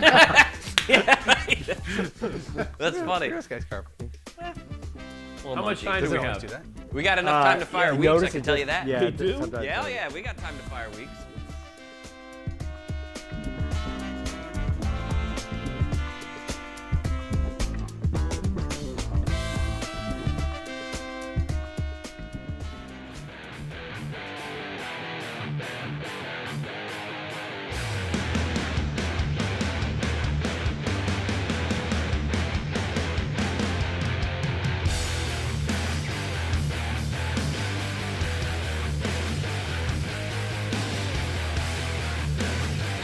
I don't know if we jumped the gun or not, but we've already created our Pittsburgh Blue Jays t-shirt on danpatrick.com. Mothership reporting that the Blue Jays are going to be playing most of their games in Pittsburgh, most likely to be playing their games in Pittsburgh. So we already mocked up a t-shirt there, available for all of those Toronto fans who won't be able to see their Blue Jays, and maybe for the Pirates fans who get to see the Toronto Blue Jays come to town. All right, he's Chris Sims, Pro Football Talk Live co-host, former NFL quarterback. And let me start with the serious question. Where do you rank, do you think, with your family? Like, who does your dad love the most? I think he loves my sister the most by far. Okay. Yeah, she's, the girl. She's daddy's girl. So I think, she's probably one. I'm probably third right now in my household. I would think Matt's probably second. So I don't know. Yeah, I'm low on the totem pole, maybe with mom and dad's love of me right at this point. Okay, but what does Matt do that would rank him second above you, who's now a big TV star? He's around more. He's still living in Oh. the same hometown, so he's at the house more. And my dad still is like, I wish you still. I'm doing my dad voice. I wish you still lived here in Franklin Lakes, and you could bring the kids over. And I'm like, what? But Dad, I do a show at 7 a.m. every morning. Do you want me to wake up at 4:30, 4 o'clock to get there and do it? So, I think it's maybe out of sight, out of mind. That's hurt me a little bit. Do you love your dad or your mom more? Oh, well, that's not even close. Mom. I mean, that's not even. Okay. Yeah. I mean, Mom. Come on, Dirty. I call her Dirty Diana. She's the best. I mean, first off, she was a great mom, and man, she had to deal with my dad for all these years, and she's still with him. That just tells you how good she is. What was it like, though, when your dad came home? Your dad got beat up a lot. He got roughed up a lot of those years with the Giants. And did he bring games home? Yes, he did. When they lost, he, not that he was like, mad or yelling at us or like treating us with disrespect, but when Dad lost, a game to the Philadelphia Eagles and Reggie White and Randall Cunningham, there wasn't going to be any conversations in the car ride home back, from the stadium. And then when he got home, he was going to he would pull up his chair. He would have this chair and he'd pull it up real close to the TV and he'd put his feet up and have the TV about 6 feet from him and watch, highlights in the Sunday night football game, but never really say anything to the family the whole night. So that's usually how it went. Wow. All right, Yeah. That's all I wanted to know, Chris. Thanks for joining us as always. All right, good appreciate seeing you guys. I was wondering with these rookie quarterbacks, it's tough enough to get acclimated in the NFL with the speed and all the information. If you're trying to handicap this, Joe Burrow, Tua, Justin Herbert, who's going to have the easiest transition, if you can even refer to it as easy? Yeah. Right. Yeah, it's not easy. You're right. Neither or none of the situations are easy. But I do think when I look at it, I go Joe Burrow and Tua have an advantage, I think, over guys like Jordan Love, who's very raw and was in a very simple offense. Justin Herbert, not a very complicated offense and creativity there up in Oregon. Joe Burrow got coached by a guy that's an NFL offensive coordinator and Joe Brady, who worked under Sean Payton. So I think he's going to have a good feel for how offenses are run in the NFL. And that's kind of the same logic I would use with Tua, Dan. That Alabama offense, you watch it, it's got everything. And he's being coached by Nick Saban, tells you he's being coached like a pro. So I think those are the two guys I would favor in that conversation more than the other because of what they came from. How are they going to be able Joe Burrow's first pass could be his first pass. There's no preseason here. Right? I know. It's crazy. I know. It's unbelievable. And, yeah, I mean, I don't think, Cincinnati's trying to deny it. We know Joe Burrow's starting game one, week one, play one. The good thing for him is he played a lot of football in the last 2 years. Like we talked about, he was in a pro-style system. He's been around and played against a lot of pro players. That's the benefit of playing in SEC football. I mean, pretty much every team you play every week's got a few professional defensive linemen, a few pros in the secondary. And I think, he'll adjust fairly quickly because I think he's very talented and smart. Yeah, it feels like that first pass is going to be a little drop-off pass to Joe Mixon out of the backfield. No doubt. Right. Little icebreaker. Here, AJ Green, here's a 3-yard pass. You go do something with it. But the preseason, we know it's necessary for the rookies just to get kind of acclimated to the stage and teammates, the bright lights, the whole thing there. But if you're a veteran, how much are they going to miss the preseason? Not a whole lot. They're not. Now, I think the other wrinkle you have to throw into this conversation, too, is we'll see what the rules are set up between the NFL and the NFLPA and how many padded practices they're going to be able to have and how many times they'll be able to go full contact. That's going to be a big part of it. But it's something that bothers me. It's something that's not being talked about right now, is the kind of the player safety issue. I think you're going to have more players coming into training camp out of shape than ever before. No matter how most of these guys, you're working out at home, but it's still not like being there in the facility, competing against guys every day that you're working out with. A coach is yelling at you, doing all those things. So to get back to your question, it's imperative for the rookies, the second year, the third year guys, all those guys who just don't have a lot of snaps under their belt. Those are big reps. And that's why, I know the one thing that my coach friends have told me is they're disappointed or scared that there's not going to be enough 11-on-11 contact type drills when training camp does come around, which of course is going to hinder those type of guys' abilities to make the team and things like that. But also Cam Newton, here is a veteran, but coming back from injuries and then joining a new team and, oh, by the way, replacing Tom Brady. Yeah, I know. That's a lot of moving parts there. You're right. Now, the one thing is, with a guy like Cam Newton, he knows he can play. He knows he belongs. It's going to be more about, him getting this New England system, which is as complicated as any in football, and getting a grasp of that. And then I think the big thing is, too, that, and again, New England, they're brain surgeons, is the way they think and tactically attack things, which I'm sure Bill right now is thinking about, how can I make the most of a 80-man roster with all these rules of COVID-19 and do that? I'm sure he's surgically dissecting what he wants to do. But, then part of that question, too, and what makes New England so great is, they'll formulate the offense around Cam Newton and the fact of, oh, he does this good. All right, let's find 20 different ways to do this. And then, oh, he doesn't do that well. All right, we'll work on it. And maybe we'll just infuse it in the offense here and there. that's where they're really great. And yeah, they're a little hamstrung by this, but they have these type of Cam Newton plays in their playbook. I'll say that, Dan. That they definitely do. This is the most extensive playbook in football. It's just I think there's going to be more of a primary primary thought of their offense this year, as in years past it was trickery. He's Chris Sims, Pro Football Talk Live co-host with Mike Florio and former NFL quarterback. Yeah, you start to look at certain situations here. Dak Prescott is in camp or going to be in camp, but he gets a franchise tag, and then you don't get that long-term deal. And how does that not affect you? Whereas everybody else got long-term deals from Jerry Jones, and the Cowboys, I think, messed this up because they could have gotten him for what we would look at as a bargain a year ago.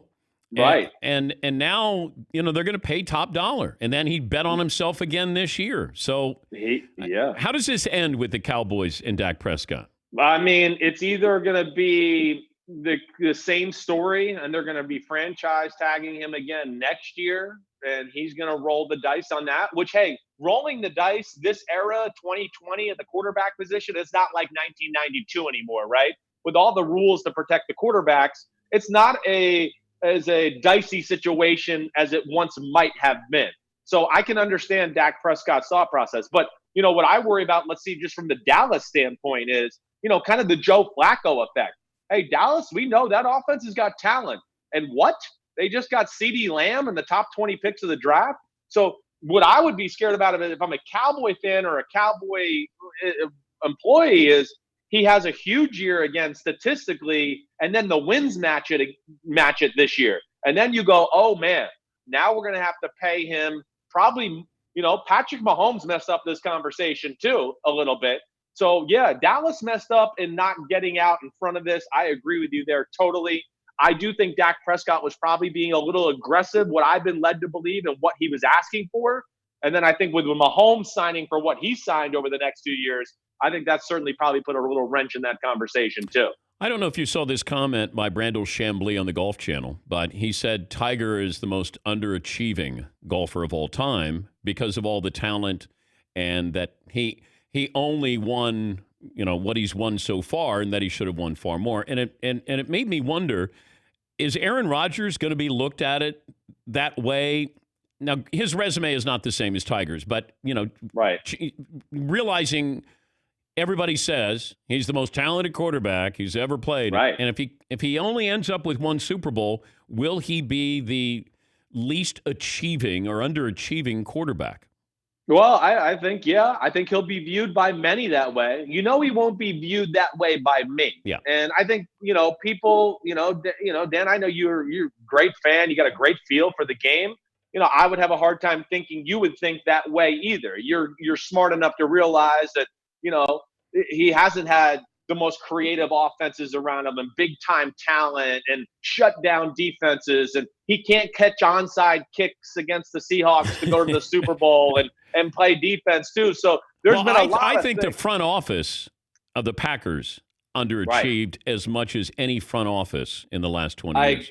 I totally agree. And then, of course, I think this year's, offseason was a debacle too, dear, where you got a guy that's still playing at a very high level. But, yeah, I think widely that's what he's going to be criticized. Aaron Rodgers is one of those guys that I look at a little like LeBron James, where he's going to be a victim of his own greatness to a degree because he brought some teams to the NFC Championship like in 2016 against the Falcons. They had no business being there, but he's Aaron Rodgers, and he could just carry his team there. But then they got overwhelmed by a team instead of like, oh, this team's not that great, so I'm Aaron Rodgers and I can overcome it.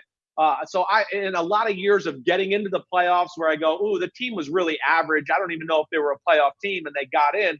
So all those things are going to hurt him when it all comes said and done. But it won't hurt him in my eyes. You know that. Yeah, and Dan Marino went through this for a long period of time, that he went to one Super Bowl, never got back, went to, I think, one conference championship game after that. But we look at Dan Marino and say, did he underachieve as a whole? I mean, it sounds strange to even say it. I know. But, where Brady overachieved because he wasn't a first-round pick and, of course, his resume. Like John Elway almost underachieved by losing 3 Super Bowls, and then he won 2 because of Terrell Davis. Now we look at him and go, yeah, He achieved. Joe Montana overachieved because he was a third-round draft pick. Right. Drew Brees, has he overachieved or underachieved? Well, yeah, I think he's overachieved, really. But it's about the support system. Yeah. That's where I look at it. And me, this is one of my pet peeves because we just all boil it down to wins and losses, and we put it on one guy. And as great as Joe Montana is, right? I mean, Joe Montana is great. I don't know. He left the 49ers, and all they did was go to NFC Championship games and Super Bowls after he left. So you look at that and you go, oh, okay. There was a team there. There was a great coaching staff. There was a lot of things around him. He had an offensive system that was ahead of its time and things like that where, I don't know if Aaron Rodgers necessarily had the benefit of the doubt there. Dan Marino, hard to name too many great defensive players or running backs that were ever around him, let alone some of the other coaches that came off of that staff. There's no greatness there either. So it's a pet peeve of mine. It really does bother me. But I understand the conversations. And, that's why I try to get the Super Bowl rings conversation. I always try to, make people think about it a little bit more. But it's like Russell Wilson is a Hall of Famer. He's overachieved in people's eyes because he was not a high draft pick here. Dak Prescott has overachieved in some way. Right. Matthew Stafford underachieved. Matt Ryan's going to be a Hall of Famer, but we might look at it and say it's where you're drafted, how much you're getting paid, that we start there and go, are you overachieving or underachieving? It usually starts with your draft selection. Well, you're right. It's a big part of the conversation, which is not fair either. It's not. I mean, again, sometimes you misevaluate guys or, Tom Brady, he was allowed to lift a weight and work on his 40 time before he went to the combine. Maybe he wouldn't have been a 6th-round pick if he didn't have that picture where he has no muscle and he ran a 5.2 40. So, he could get some of that blame too. But, listen, it's a great conversation. It certainly is. What do you think, Brady? What do you think Brady runs a 40 now? Probably, I think he's probably faster now than he was then, which is really crazy and odd. I do, because I think he actually works on it now. I think there was a period in his career where he just said, I'm a great thrower and I can shuffle in the pocket and I don't give a damn about anything else. And I heard him make some comments a few years ago where he was like, all right, I want to start sprinting and doing those things because if it is 3rd and 3 and they play coverage and double team everybody, he wanted to be able to run for 4 yards. I think he's got more running yards towards the end of his career than he does early on, but he's not breaking 5 flat, Dan. I don't think he's breaking 5 flat right now. That would be my guess. Can he beat Roethlisberger? Ooh, I don't think he can. It'd be a close one. Now, Big Ben, I'm not sure he's run a sprint, since he came out for the combine. So they're going in different directions that way. But, it'd be close. But I think I'd give the nudge to Roethlisberger. Well, I'm trying to think who's the slowest starting quarterback, because we know who the fastest quarterback is. Is Phillip Rivers the slowest quarterback? I know. I'm sitting here looking at teams right now, and I think he could be in that conversation with Brady, certainly. And I'm trying to look if there's just anybody else. I think you might have nailed it, though. I think it might be those two guys, really. I don't see anybody else that jumps out to me in that fashion. So I think it is those two guys. I would pay to see those guys race. Oh, I would too. I hear you. I mean, yes. I mean, but again, it shows you it's not about that always. Brady's one of the best pocket manipulators we've ever seen in the sport, as far as moving around, always staying in throwing position and having that sixth sense of what's around him. So, again, you don't have to be fast. If you can have quick feet and great body control and understand a few techniques of throwing the football, you can be really dangerous, just like Dan Marino. I mean, Dan Marino, I don't think he could have beat me, in a race if I ran backwards in my prime. But, damn, he can move those feet and fire that ball. It's great to talk to you, Chris. I hope your status with your dad improves a little bit. We'll see. We'll see what I can do. I don't know. I hope I'm still in the trust and can get some money when he's done. Who gets the Super Bowl ring? Oh, hopefully I just want Super Bowl 21. Hopefully I should get it. I was my brother wasn't alive yet, so he shouldn't qualify for that. My sister was only 2. I was the only one there at the game. I should get that for sure. Thank you, Chris. See you, buddy. That's Chris Sims, Pro Football Talk Live co-host. Your phone calls coming up next. Damian Lillard, top of the hour here on the Dan Patrick Show.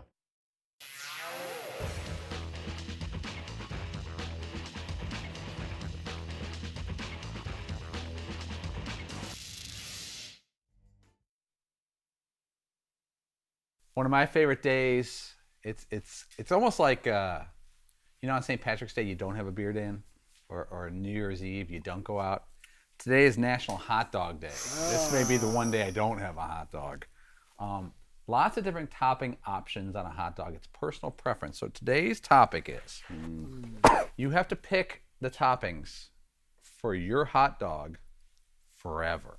You get one choice, and it could be anything. No judgments. You want ketchup? I don't care. But you get one set of toppings. You made ketchup. That was so condescending. It's a Chicago thing. I have to. It's for the brand. I'm going to start with you, Andrew. Your hot dog topping forever. Definitely ketchup and mustard, period. Period. Yeah, like I get at the ball game. Okay, moving on to Todd Fritz. Mustard and sauerkraut. That's all I need on it. Ooh. Don't need pickles. Sauerkraut's good. Mustard Strong. and sauerkraut. Seton. I'm going mustard and sauerkraut as well because I'm traditionally just a mustard guy. But today I thought, man, sauerkraut sounds really good. I could always take it off or something. Exactly. Mustard and sauerkraut. Dan. I'm going to go mustard, chili, cheese. Mustard, chili, cheese. No onions? No onions. You're not a big onion Never. guy. I'm going the traditional Chicago dog. I don't like the tomatoes. I actually go Chicago dog, no tomato.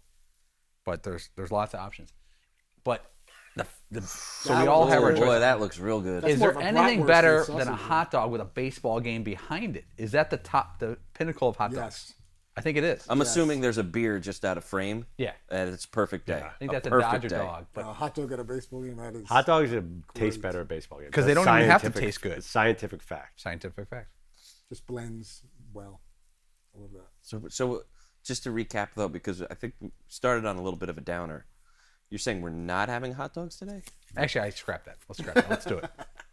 Okay. I think some hot dogs with some sauerkraut and mustard sounds pretty Yeah, good. I'm into the sauerkraut. All in. Yeah. Let's go. We're a sauerkraut. You want to scramble the team. Jets? I like it. Dan, can you scramble? I don't know if I can get anybody around here who's... Oh. Todd? Does that mean I have to take my credit card out again? Because I took a hit there with the piece. Did you pick up the hot dogs? Did you get a too. call from your credit card company? Like the last It's time like, you used yeah, this was 06. Usually you get some like T-shirt for Todd, we $11.99. see some unusual activity on your card. I usually buy like a Nerf ball for $6.99 at the sporting You goods bought a store. Colorado Buffaloes T-shirt 3 years ago when your son It's visited usually there. once it goes past $14.99, I'll get it. Like, wait a second, did someone steal your card? Put a hold on your Yeah. credit. Thank you. National. Some unusual activity. Which I appreciate. Some actual activity. Yeah, even if I fill up gas more than $25, it's like someone stole your. I think I'm fine.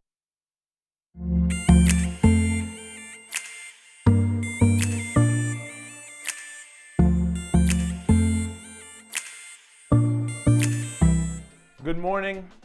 I'm Mario. Today I'm mailing it in. Well, you guys are mailing it in. I'm just opening what you've mailed in, but I mail it in every day. So we got some packages.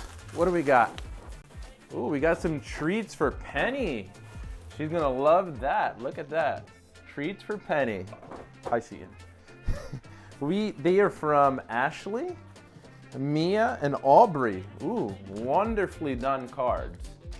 That's from Ashley, and that's from Mia, and that's from Aubrey. Let's see, I'll read one of them. I don't know if I can get to all of them in this short time. So I have some treats for you, Penny, when you eat.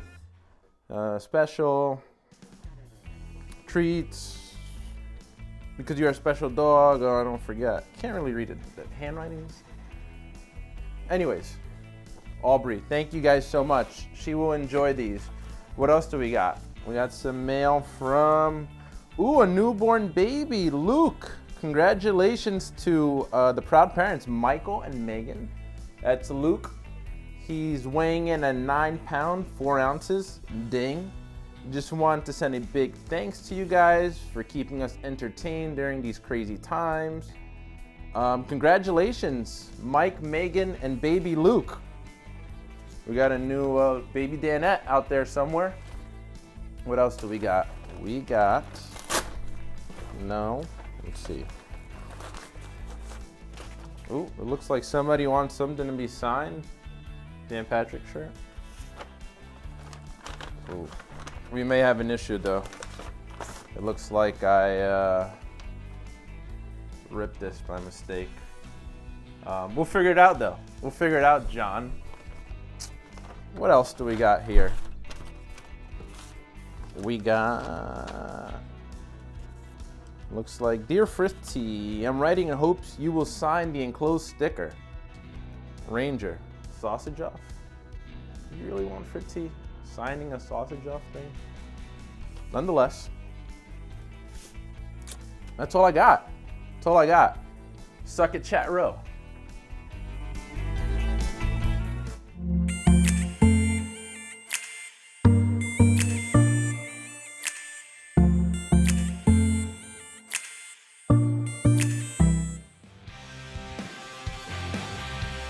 National Hot Dog Day.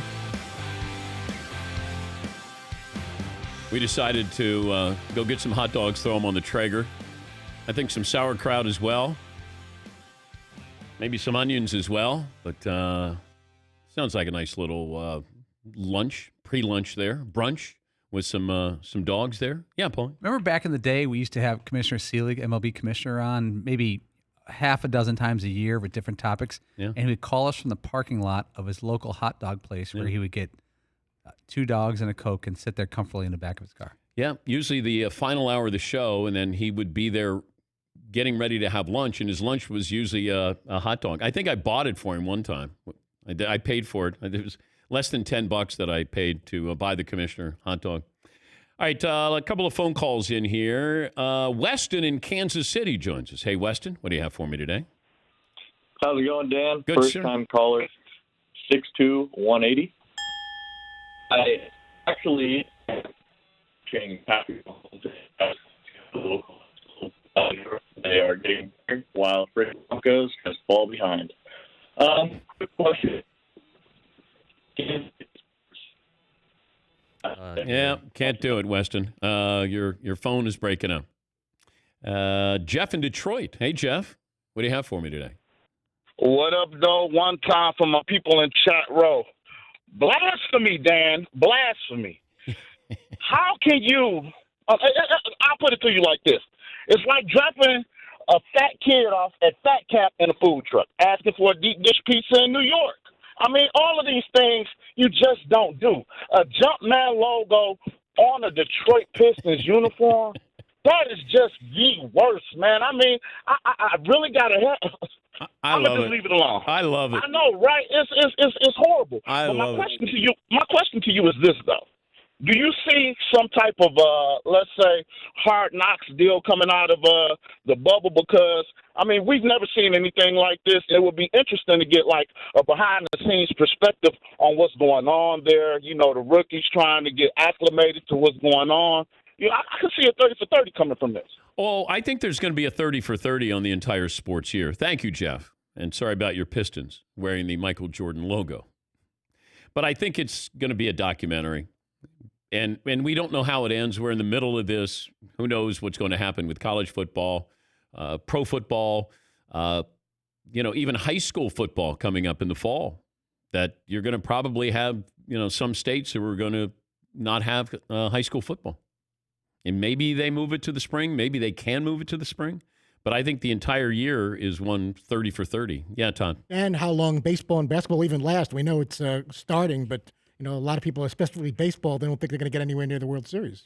Well, I'm going to try to be optimistic with this, and hopefully they have the safety precautions in place. It's been a pretty good week for testing.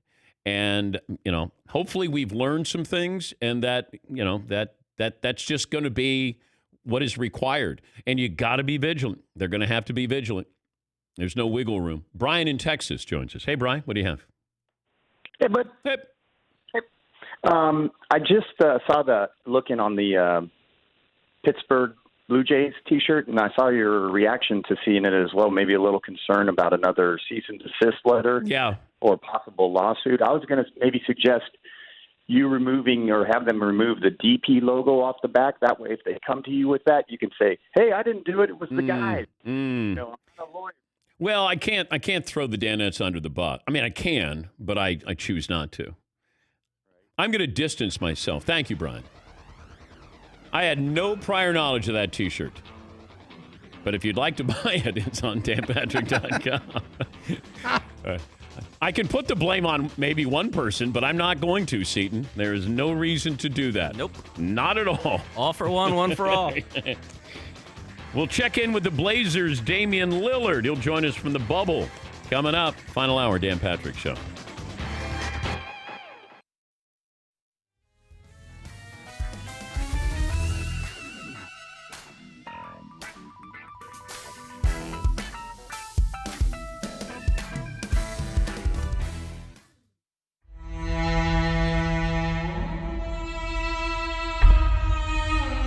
Okay, here's a little bit of video and audio from what happened yesterday in Jim Nance's backyard.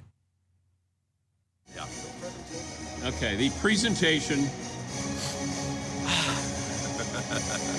It was meant to be. It really was. It was meant to be. There you go. That's your shining moment there. This is going on my bookshelf. Wow. So cool. Of course, I'd like to thank Dan Patrick for bringing us here to Pebble Beach. I'd like to thank Todd Fritz for showing me the way by bouncing it off the house. I'd like to thank my fellow competitors. But I'd most like to thank Jim Nance's wife for letting me back on the property after I accidentally revealed its location last year. And I'd like to thank Jim. This is for you. I said this is for you with no specific. I was just I don't know how to do that kind of speech. You're not used to winning. I know. You know, it's funny, too. The music that you heard in the beginning of that clip was in Jim's backyard. Yes. I mean, that's what it sounds like when you're in his backyard. Yes. These shots. He's got these speakers that come out of nowhere, and all of a sudden, you're Amen Corner. Yes, McLovin. Can I tell you what happened after the tournament when everyone left? So we go down to the house. Jim's getting us some wine. I notice one person does not follow us. He goes back to the range, and then we hear, I almost got it in. I know. I did go back because I had to do something to salvage the day, and I nearly hit a hole in one, and then I'm yelling, oh, it's gonna go. And Nance goes, nice job, Mr. Actor. Yeah. And I go, I almost made it. A couple shots before you hit his car. I know, I did. Fritzy kept getting the ball in the gutter. I hit a shot into his garage. That's when the wheels were really coming off for you. That's when I felt the pressure. This guy's Paul. a mess. I think you were bummed out in the moment, but I think Jim's going to have a tough time recovering for this one because he had the home field advantage, losing to a non-golfer, and he walked away. He treated us such a nice morning. He's walking us out, but I could see him. His shoulders slumped. His cardigan was just slumped over. And how can you feel? If you see Jim Nance's lifestyle, you will never feel bad for him. I felt bad for him in the moment. I felt worse for him than I did me because I would rather lose early than get all the way and then lose to McLovin. Because that's got to be crushing. No. By the way, I am not a 16 seed. I am a solid 15 seed with Todd being the 16 seed. Yeah. I just want to. McLovin, you whiffed on a couple of shots on the tee. You didn't even hit the ball. Okay, so what happened was I got in my head and was trying to incorporate every lesson that's been given me this week, and I was a disaster. Okay. And then Jim just came over. He said, you got to turn the club this way, turn it that way, and strike down at this angle. And then I think I hit the green 8 out of the next 10 shots. No, you were locked in. You were locked in. But why is it, Dan, I'll never remember any of those lessons. Hank Haney came out and gave the Danettes a lesson. It doesn't stick. Because we're bad. Yeah, that's true. We have a golf simulator. You guys try to cram in trying to be a good golfer in 3 days out here when we have the simulator. You could play every day. Yeah, but who won the tournament? Yeah, man? You're right. Who won the tournament? You got the crystal.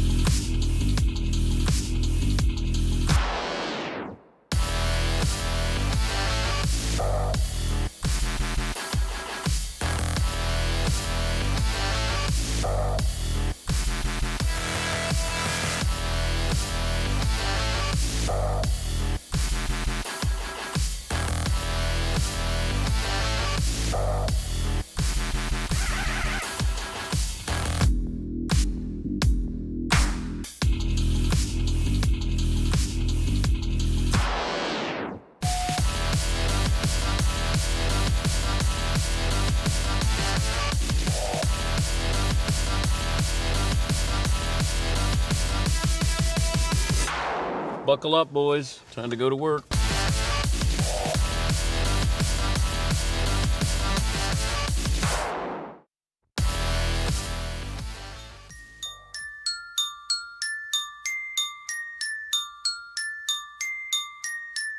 Welcome to the Dan Patrick Show. LeBron James met with the media. He talked about what the bubble is like. You know, it feels like a big old AAU tournament for grown men. Yeah, I like it. 5 or 6 different courts, and you got, games going on. LeBron also talked about the MVP race as well. There was a lot of conversation about LeBron can do those things in the East, but if he ever came to the West, what can he do? So, I heard all of that. I don't know if somebody just asking the simple question, who do you think is the MVP? And I think in his heart, he knows that he's the MVP. Bringing you the biggest guests and best interviews. Charles Barkley, kind enough to join us. From day one this year, Giannis has been the best player in the world. LeBron plays with Anthony Davis. Broadcasting from the Mercedes Man Cave. That's a big deal. This is Dan Patrick. Final hour on this Wednesday, Dan and the Danettes, Dan Patrick Show. Glad to have you on board. We'll talk to one of my favorite players, Damian Lillard of the Blazers. I was looking at some numbers. Players with the highest percentage of their team's points this past season. James Harden with 27%. Trae Young, 23, almost 24%. Bradley Beal, 23.5%. And Damian Lillard at 22.4% of his team's points. This program brought to you by Mercedes-AMG. Be prepared for whatever comes your way. It's the all-new GT 4-door coupe because life is a race. Visit your local dealership for a test drive today. If you missed any interviews from the Mercedes-AMG Man Cave, go to danpatrick.com. Watch and listen from inside the Mercedes-AMG Man Cave. Mercedes-AMG, driving performance. The former Rookie of the Year, one of the best players in the game, Damian Lillard, joining us from the bubble. Morning, Damian. How's life in the bubble? Good morning, man. Life in the bubble is pretty smooth. I'm not mad at it at all. I like it. Okay, your thoughts before you went in the bubble to now that you're in the bubble, how different are those thoughts? I mean, before I came, my concern was more like, I'm going to miss my family. What is it going to be like? Before we got here, it was other teams here, and we saw like people was complaining about the food. So I was just like, what is it going to be like? Is it going to be, a bad situation? Are we able to really pull this off? And then when I got here, I was like, I mean, this is more than comfortable. Like they provide meals. It's like a schedule that we on. Everything is flowing smooth. I think the downtime is like, it reminded me of college, how we go to practice, we come back, and it's almost like we just go to the dorms and, you kind of see people roaming around, getting food, stuff like that. I mean, it's pretty cool to me, man. I think it's giving us all some level of peace, just being able to step away for a little bit. I don't think your dorm room looked like that, though. It did not. It was similar. Hey, at Weber State, we had some pretty nice dorms. We had 4-bedroom, 2-bathroom, 4 people to them, a kitchen, a living room, and stuff like that. Even though it's not that big, we had pretty nice dorms. What would surprise me in your room there? I don't think nothing would really surprise you, other than I got a studio set up, but that's it. Okay, so you brought a recording studio. I mean, I wouldn't say a recording studio. It's like I brought each thing that I needed to record my music. So I only got a mic. I got a software on my laptop. I got an interface, a microphone, like the box to power up the microphone. And that's pretty much all I needed. Have you thought about doing a live rap performance from your room? We're seeing musicians who, they're at home and they have a concert. Would you be willing to do that? I don't know.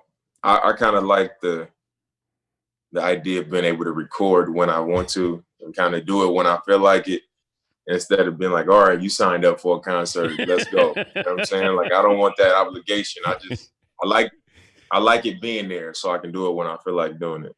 Can you turn, is the so-called studio within distance there of turning and showing? It's not. I'm actually out like in the front part of the room. Oh, okay. And what's the bracelet that you're wearing? This one? Yeah. This one is like our before you leave your room every day, you got to have this.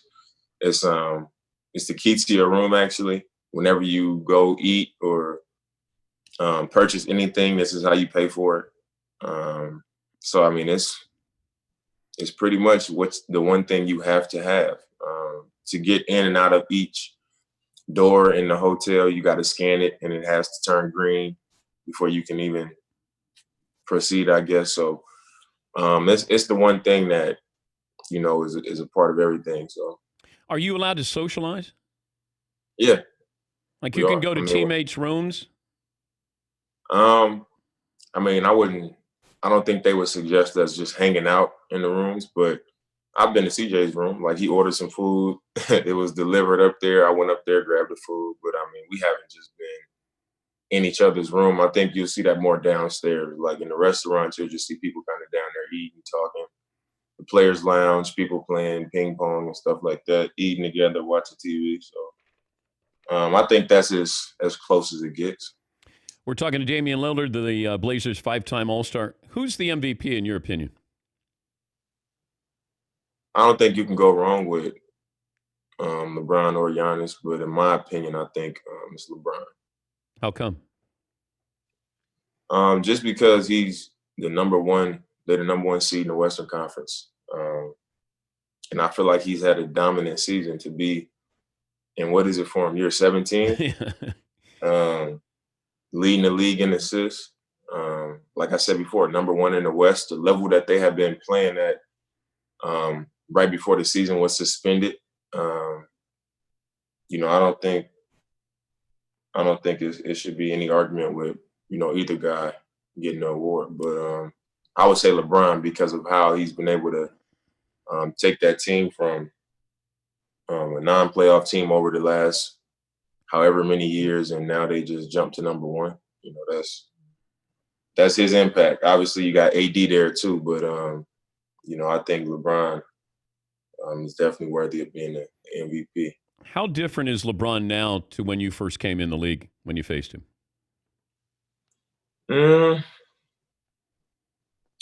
I think when I first came in the league, it's weird because he's still like super fast and athletic. But when I came in the league, it was unbelievable. And I think that's the biggest difference. You know, he's older now. He's always been a thinker, you know, a smart player, a heady player. And now I think that's even heightened. But he's less speed and athleticism and power, I guess, and more of a cerebral, pick his spots, manipulate the game, control the game, and use his athleticism and, you know, his gifts and spurts. A lot of people jumping on the Blazers bandwagon here, Damian. That you guys. Yeah, I want him to stay off. You know what I mean? Why? You know what I'm saying? You want to be sneaky? You want to be quiet, stealth? No, I want to just let it happen. You know what I mean? I want to go out there and let our play decide it. I don't want people to start saying, "Oh, the Blazers can beat the Lakers," and the Blazers this. You know, we got a lot of work to do to even put ourselves in that position. So, you know, we don't want people giving people bulletin board material and all that type of stuff. It don't really make me no difference, but, you know, I'd much rather float under the radar and just, you know, show up and do what we got to do. Do you have a basketball in your room? I don't. Jimmy Butler's dribbling the ball. I guess somebody was complaining about him dribbling the ball early in the morning. Man, I guess I heard that, but I mean, I don't really hear nothing. So our floor is pretty quiet. But I mean, I see a lot of people out and about when I leave my room. So, you know, pretty early teams got meetings, they got breakfast set up for us. So it's hard for me to see somebody complaining about somebody dribbling the ball. How are the games going to feel? You have any idea? I really don't know. You know, I visited one of the I guess arenas that we're gonna be playing in, and it was a nice setup. You know, you can tell they put a lot of effort into, you know, building it out and trying to make it as normal as possible. But it's definitely going to be a different feeling. Well, I think it's going to look good on TV. I just don't know how it's going to feel, if it's going to be like an. That's what I'm more thinking about, how it's going to feel, because I was actually on the court and it felt smaller. Our bench was like, seats weren't right next to each other. They were like kind of like spaced out. I heard we're gonna have to wear a mask on the bench and stuff like that. So, oh man, it's gonna be different.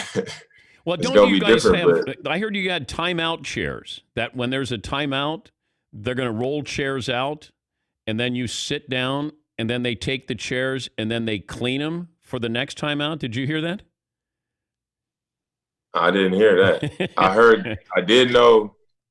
I do know that we're going to have assigned seats. So whatever seat you sit in to start the game, that's going to be your seat the entire game. And it's also, I saw like chairs like near the baseline. Yeah. And it was like 4 chairs. And it was like, if you want to have a conversation with one of your teammates or one of the coaches, you got to leave the bench and walk down there and sit in those chairs and talk. And then they clean them when you leave. And then whoever else needs to talk, they got to keep going down there. And I was just like, man. That's why when people say, when they say, oh, there'll be an asterisk by this, whoever wins. And I said, it'll be tougher to win a title, it feels like, in the bubble than it would during a normal season. No, I agree. I agree, because I think it's a lot of things that guys are used to, used to having that makes them comfortable, that makes them go, like family, for example, or friends, or, being able to go, having the freedom to go out to eat with your people and, whatever it might be, being in the comfort of their own bed and at home, stuff like that. And it won't be there. And now you kind of isolated. All you have is basketball, it's just, I don't know. I feel like it's going to be different. It's forcing your mind to stay here. There's no fans. There's no home court advantage. So, I mean, it's going to be tough, man. It's going to be tough. It's almost like you committing to just step away from your life and come here and focus on this for months. You know what I mean? Like that's a tough thing to do. What are you going to go with on the back of your jersey? Have you decided? How many more? Now, did they give you a number? Is there a set number or list that you could pick from? I saw it was like a list of things that we could choose from, and I looked over them and I saw a lot of things that I would have been proud to wear on my jersey, but I chose how many more. Well, I'll tell people to stay off our bandwagon here. Just tell them to relax, man. Back up. Oh, I know. I'm going to downplay it. We're going to do this. I'm going to play it cool, and nobody's going to know about this. But good luck down there, and always great to talk to you. Thank you, Damian. Thanks. Appreciate you having me, man. All right. It's Damian Lillard of My Blazers. Shh, don't tell anybody. Yeah, Barkley came out and said he loved the Blazers. There are a couple of guys who came out and said they loved the Blazers. Chris Mannix came out and said he loved the Blazers.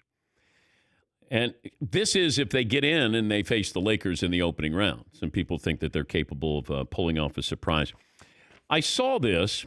J.R. Smith, who usually isn't the guy that I go to when I'm trying to think rationally, but J.R. Smith can't believe that ESPN ranked Dirk Nowitzki ahead of Hakeem Olajuwon. And I saw that ESPN was ranking the top 10 foreign-born players in NBA history. And, Dirk's from Germany. Olajuwon was born in Nigeria. And I looked at the list here, and I agree with J.R. Smith. Dirk Nowitzki should be behind Hakeem Olajuwon. I think Olajuwon is the best foreign-born player. Then you can have Dirk in there, Patrick Ewing. Dominic Wilkins, I believe, was born in Germany. Steve Nash, Giannis, Pau Gasol, Tony Parker, Manu Ginobili, and Dikembe Mutombo. So that would be the list there. And look, Dirk had an unbelievable career, but Olajuwon with 2 titles. I know Dirk won 1. being an MVP, a finals MVP, 14-time All-Star. What is he, third in career points scored? Something like that. Let's say if we were starting a team and I could have Dirk or Olajuwon, I would take Olajuwon. But statistically speaking, Dirk Nowitzki, hard to argue with that resume with most, if not all, NBA players. Yeah, Paul. For some reason, I thought Tim Duncan was from the Bahamas or something. He's from St. Croix, which is a U.S. Virgin Island. So he would not make that list. We could put him in there, but if I put him in there, that's different. He's going to be number one on the list. Oh, you'd rather have Tim Duncan over Olajuwon? No, he'll be he'll be number one. I would take Olajuwon if they're both available. But I'm saying ESPN would rank Tim Duncan 1. If they've got Olajuwon 2, then they're going to put Tim Duncan above Dirk Nowitzki, and then that would mean that Olajuwon would be 3. But if you said, hey, you got Duncan, Nowitzki, or Olajuwon, I'll take Olajuwon. You can have the other guys, and I'm sure you'll do well, but I like Olajuwon too, the person. And I still go back to those championship years, and after every time they won a game, he would seek out Dr. Jack Ramsey, who was the analyst for ESPN. And he would come in to be interviewed, and he would immediately seek out Dr. Jack Ramsey and just say, Jack, what did you see? Dr. Jack, he'd call him. Dr. Jack, what did you see? And then, Dr. Jack Ramsey would go, Hakeem, you got a head fake. Now, Dr. Jack would never he would never find you to give you information. If you sought him out and he was your sensei, your Mr. Miyagi, then he would tell you what he saw. But he would never do that because he wasn't rooting for anybody. But I always love that these players, Dr. Jack forgot more basketball than I know, but they would seek him out and they'd want to know, what did you see? And Jack would always have something for them. And his big thing with Olajuwon was you can beat him off the dribble from the foul line. Like that was his big thing there. Yeah, McLeod. By the way, save room on that list for a certain lefty-righty out of Melbourne, Australia. 76ers. The run starts now. Ben Simmons could be on there. Actually, Luka could be on there pretty soon. Luka is going to be on there, I think, before your guy. Luka, that won't take too long. Maybe 2 more seasons, then he would be in there. And how about Joel Embiid? He has a talent to get on there. Yeah, there's a lot of great foreign-born players. But, ESPN ranking the top foreign-born players of all time. All right, we'll take a break. We'll update our poll results. Do you know your managers? Baseball starts tomorrow. Do you guys know who's managing these teams?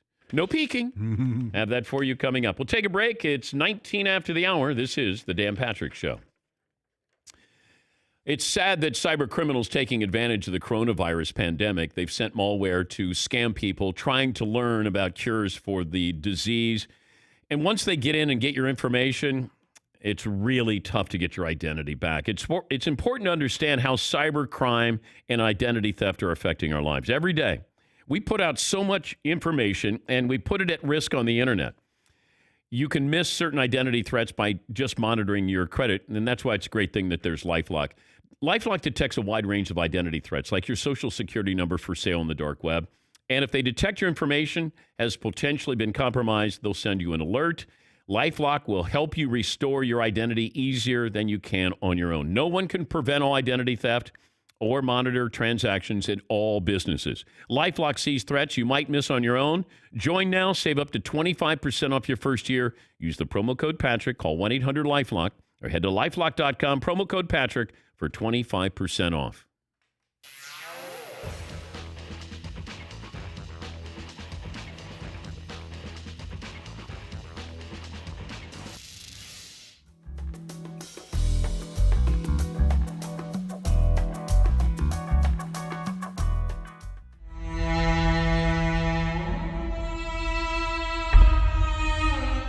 What's the longest you ever took before you said, I got the voice? 3 years. And who's Denzel. Why did it take so long? Because then our swags are different, and my balls were up here. They a little weren't too high. Yeah, they weren't down here. You were now, too young. I was too young. Okay. But now now I can get into it. It's not hard. But do you try to do like the scene from Training Day? I mean, you try when you do Denzel. Is it just Denzel in normal conversation, or are you trying to do a movie scene? It's just Denzel just talking. Now, if you ask Denzel, he said, yeah, well, the kid's good. He's doing he does Training Day. He does Training Day, Denzel. So I'm trying to figure out where he's gonna go with it. But he's good. He's a good man. The kid is funny. I like the kid, huh? Okay, all right, my man. And then my man. It's funny too, man, because when I do Denzel, all of the older ladies, like they like that. Yeah, there's splash. That's all I'm gonna say. Yeah. Splash. Like they like it a lot. You know what I mean? Those look. He's like, yeah. And ever since he seen me do the impression of him, he has tried his hardest not to do that lip overbite. He has tried his hardest not to do it. Like he's fighting it right there. I can see it. That is the face of a man struggling to not be himself. That's what it is, right? He's struggling not to do that lip thing. As you do.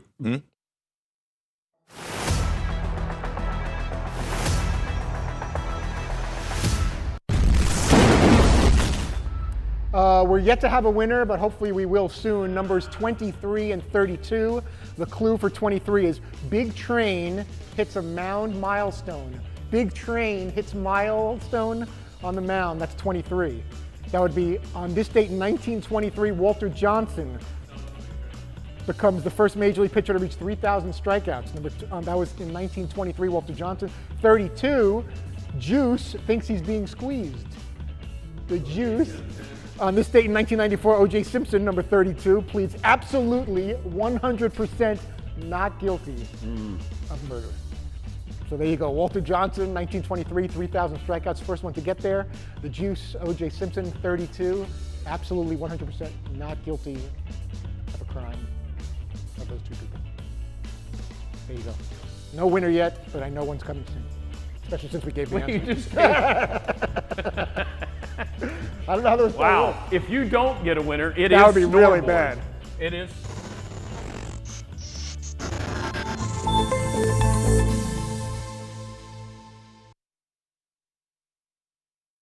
What's up, everybody? Marvin Prince here. Thank you guys so much for all the interaction. Got a good one from Tyson in Pittsburgh. He ordered the Pittsburgh Blue Jays shirt, and he said, what a collector's item. Had to order it before you get a cease and desist from somebody. I'm not sure. It's not Tampa Bay, so I don't know if anybody cares that much. But they might. Couple of stats. Dan Marino only had one 1,000-yard rusher, and that was Kareem Abdul-Jabbar.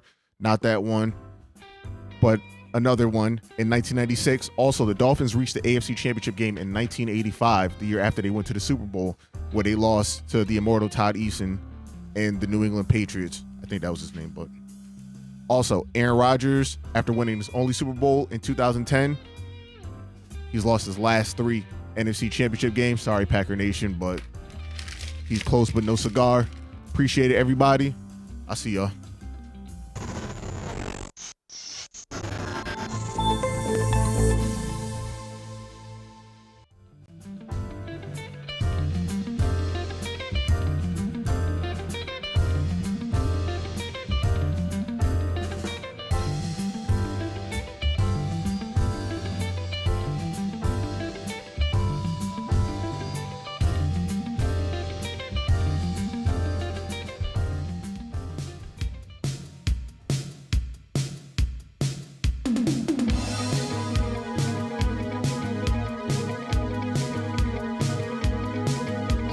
I was mentioning ESPN had their list of the top 10 foreign-born players.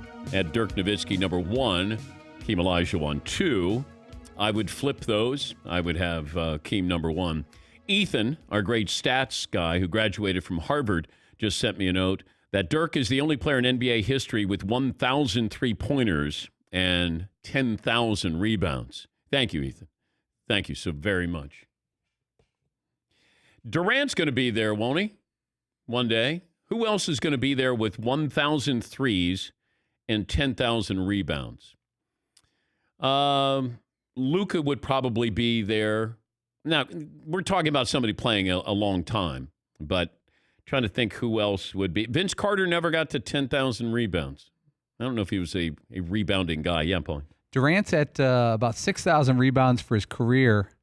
He's got a ways to go. He'd have to play till like 37. Yeah, I got LeBron. Yeah, close. LeBron, I would think, would be really close with 3-pointers. He's already got 9,300 rebounds, so he's going to get the 10,000 rebounds. Does he have 1,000 threes? I would guess so, but I'm not sure what that number usually looks like. He's got to. Maybe Ethan can get that for me. But, yeah, he's going to get to 10,000 rebounds. That's a lot of rebounds. That's the harder part, I think, than the threes. Yeah, Paulie. LeBron has made 1,860 threes. Oh, wow. Okay. And rebounds, he's at 9,300. Yeah. Assists, he's up there as well. Is he going to be top 10 in all three categories? He'll be definitely top 10 in scoring and assists if he's not already. I think he's there already. Scoring and assists. Rebounds might be tough to be in the top 10 because you had guys, Bill Russell and Will Chamberlain, they would get 24, 25 rebounds a season.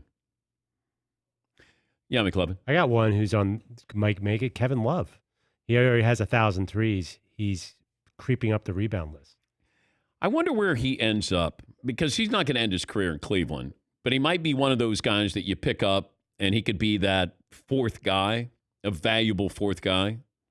But I don't know how much he has left. You know, when's the last time and I know he plays for the Cavaliers, but I don't know what his game is like anymore because he was a statistical machine with Minnesota, then goes to Cleveland, had to be the third option there, and then I don't even know what he is now. He's got to be dying to get out of Cleveland. With those young players, I go back to that highlight. I don't know if it was last year or the year before, and I think it was Colin Sexton who was just dribbling, and, you know, Love just wanted the ball to move a little bit, and then he was so frustrated with these young guys who are coming out of college, and they're so used to, you know, hey, I get to take the shot whenever I want to. And here's Kevin Love, who's won a championship, been an all-star, and he's going, okay, come on. Can we stop the dribbling here, dude? Weston in Kansas City. Weston is called back after the bad connection. Hi, Weston. Hey, Dan. Still 6'2" and 180. Sorry for the connection earlier. Quick happy birthday shout out to my mom. Couple quick questions for you. Okay. Where does Kansas City fit in the best title towns of the decade? We had the Royals for a minute, Chiefs, KU Hoops, that whole deal. And I was just at our local high school watching Mahomes throw to Kelsey. Poetry in motion. Beautiful. They're already getting a step up on Fritzy's Broncos. Suck it back row. Have a great day. All right. Thank you, Weston, and happy birthday to your mom. Yeah. So I can give you Kansas City Chiefs, Kansas City Royals. Now you're bringing in KU basketball there. That's Lawrence, Kansas. But, yeah, all right. Bring him in. I don't know if anybody's said title town with Kansas City, but and I like the fact that Chiefs are talking about a dynasty. I do. And that, why wouldn't you? I don't want you to go, no, we're just going to take it 1 year at a time. You got to be thinking big picture. Why wouldn't you? Yeah, Paul. That's what I was thinking that too, is that if you had to bet on the Chiefs this year, if I gave you the Chiefs and one other team, and you could take those two teams or the field for title. I know we do this a lot in August. Yeah. But if I threw the Chiefs and the Ravens? Yeah. Because whoever would knock off the Chiefs, you'd want it. Well, you could go Chiefs and Niners if you wanted to, but yeah, I don't know. For some reason, I get that uneasy feel with the Niners. Because I still go back to the playoffs where Kyle Shanahan is an obviously offensive-minded head coach, former offensive coordinator, and he had no problem staying with Matt Ryan and throwing the football in the Super Bowl. We know that it worked out, in a horrible way for the Falcons, but he got to the postseason with Jimmy Garoppolo, and he didn't want to throw the football at all. At all. And I don't know if that moment was just too big for Jimmy Garoppolo or they thought it was too big for Jimmy Garoppolo, but I can't have a quarterback that I'm basing my offense on, or most teams are, And I'm afraid to send in a pass play. And I don't know, like that told me an awful lot. And that's why the Niners were looking at Tom Brady. Now, whether it was just drive-by looking at Tom Brady, they were looking at him, and there's a reason. You have a team that's ready to win the Super Bowl. Should have won the Super Bowl last year. And they didn't let their quarterback be a quarterback. He was handing the ball off. Yeah, McLevin.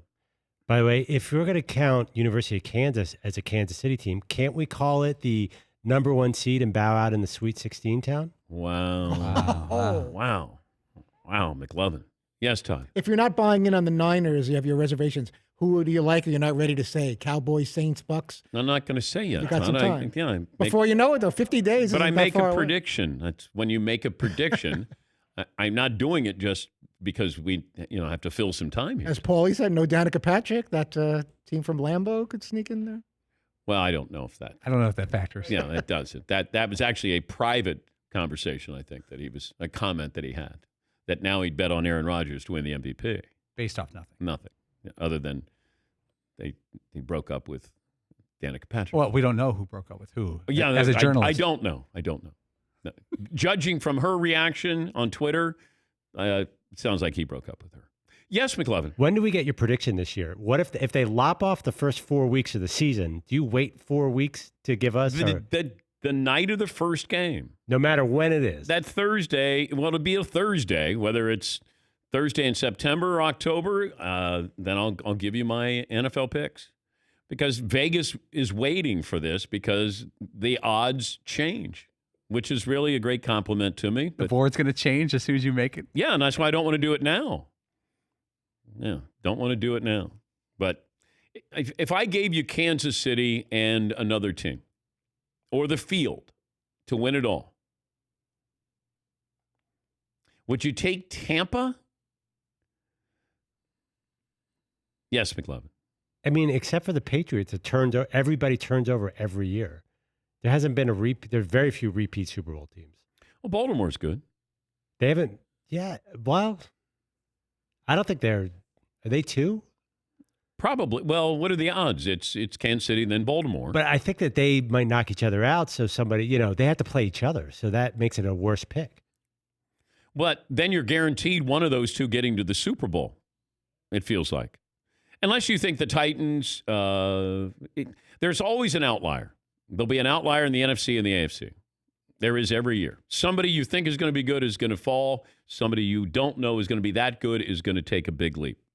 It happens every year. Yeah, Paul. I had the updated odds to win the Super Bowl. Okay. After the Chiefs, can anyone think they could go in order for the next 3 teams? Baltimore. Right?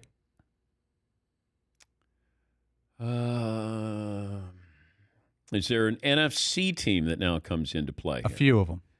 Quite a few of them. I'll go Tampa, Dallas. Oh, the Niners. You got Chiefs. You got Ravens. You have the Niners in the 3rd spot. Yeah. Next up. Cowboys? Cowboys are 6th right now in the odds. Are the Eagles ahead of the Cowboys? They're almost even. Eagles are 8. Okay. Oh. 3rd spot is the Niners. 4th spot is the New Orleans Saints. Oh, yeah. 5th spot is Tampa. Okay. Man, it makes me nervous, though. Damian Lillard was saying, hey, we don't want anybody on our bandwagon because there are a lot of people on the Buccaneers bandwagon here. And they should be good. They were really close to being, a good team last year. But if the turnovers is what killed them. If Jameis Winston had Dak Prescott's year, then I wonder if Tom Brady is in Tampa. Oh, there's a hot take. Do you guys know your managers here? New managers in Major League Baseball? You guys should be aware of this. The American League, all right? The Boston Red Sox manager is, and just raise your hand, and no hands go up. Oh, McLevin. Terry Francona. No. I'm kidding. I don't know. Paulie? Recently, it was Alex Cora. Ron Renicky. Yep. The Houston Astros' new manager is... Ron Todd. Todd, you have to know this. Todd, do you know who the manager Got to be is? either Bill Verdon or Hal Lanier. That is, you cannot wear an Astros any gear. And I'm going to give you one more chance. I'm honestly not sure who's currently Oh, in my God. You will not wear Astros gear this season. Wow. No. You don't even know their manager. Jose Cruz. Dusty Baker. Oh, yeah, that's right. I should know that. Yeah, you I should know because that. they're your team. It slipped my mind. The pressure of the moment. Yeah, it slipped your mind. That now it makes sense. Now I remember. Thanks, Too late Tom. now. Yeah, I know. Kansas City Royals have a new manager. I believe a former Kansas City Royal. Brett Saberhagen. No. George Brett. No. Mike Matheny. The Los Angeles Angels. This one we all should know. Yes. He was just on. Todd? That's Joe Madden. Okay. Yeah, because you booked him as a guest. It's the only reason. I know. The Chicago Cubs. Paulie knows this. Ross. David Ross. The Mets manager. I didn't actually know this one. I know it because I did already look these up earlier, but actually he gets some play. He gets a lot. What do you mean by that? Like he gets talked about a lot. He gets talked a lot about on New York radio. Okay. I have no idea who he is or where he came from. But he gets some play. Yeah. Luis Rojas. The Phillies' new manager. McLevin knows this. Anybody know? Joe Girardi. Pittsburgh Pirates. Nobody's getting this one. Yeah, Paulie. I'll throw Ron Gardenhire out there and just hope it sticks. Gardy is, let's see, Gardenhire is with the Tigers. I get partial credit. Gardy. Yeah. Derek Shelton is your manager with the Pittsburgh Pirates. This is my favorite one. The Padres manager.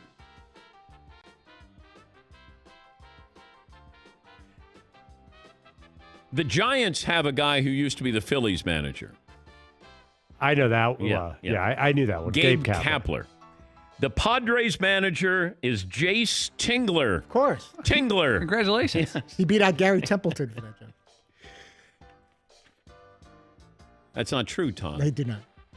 And you shouldn't be involved in this. I You should. didn't even I know can't who your believe I forgot manager Dusty was. Baker. It's terrible. It's sad. You're not an Astros fan. You're an Astros fan from the 80s. I'm fake. You are. I am an Astro fan from the 80s. That's it.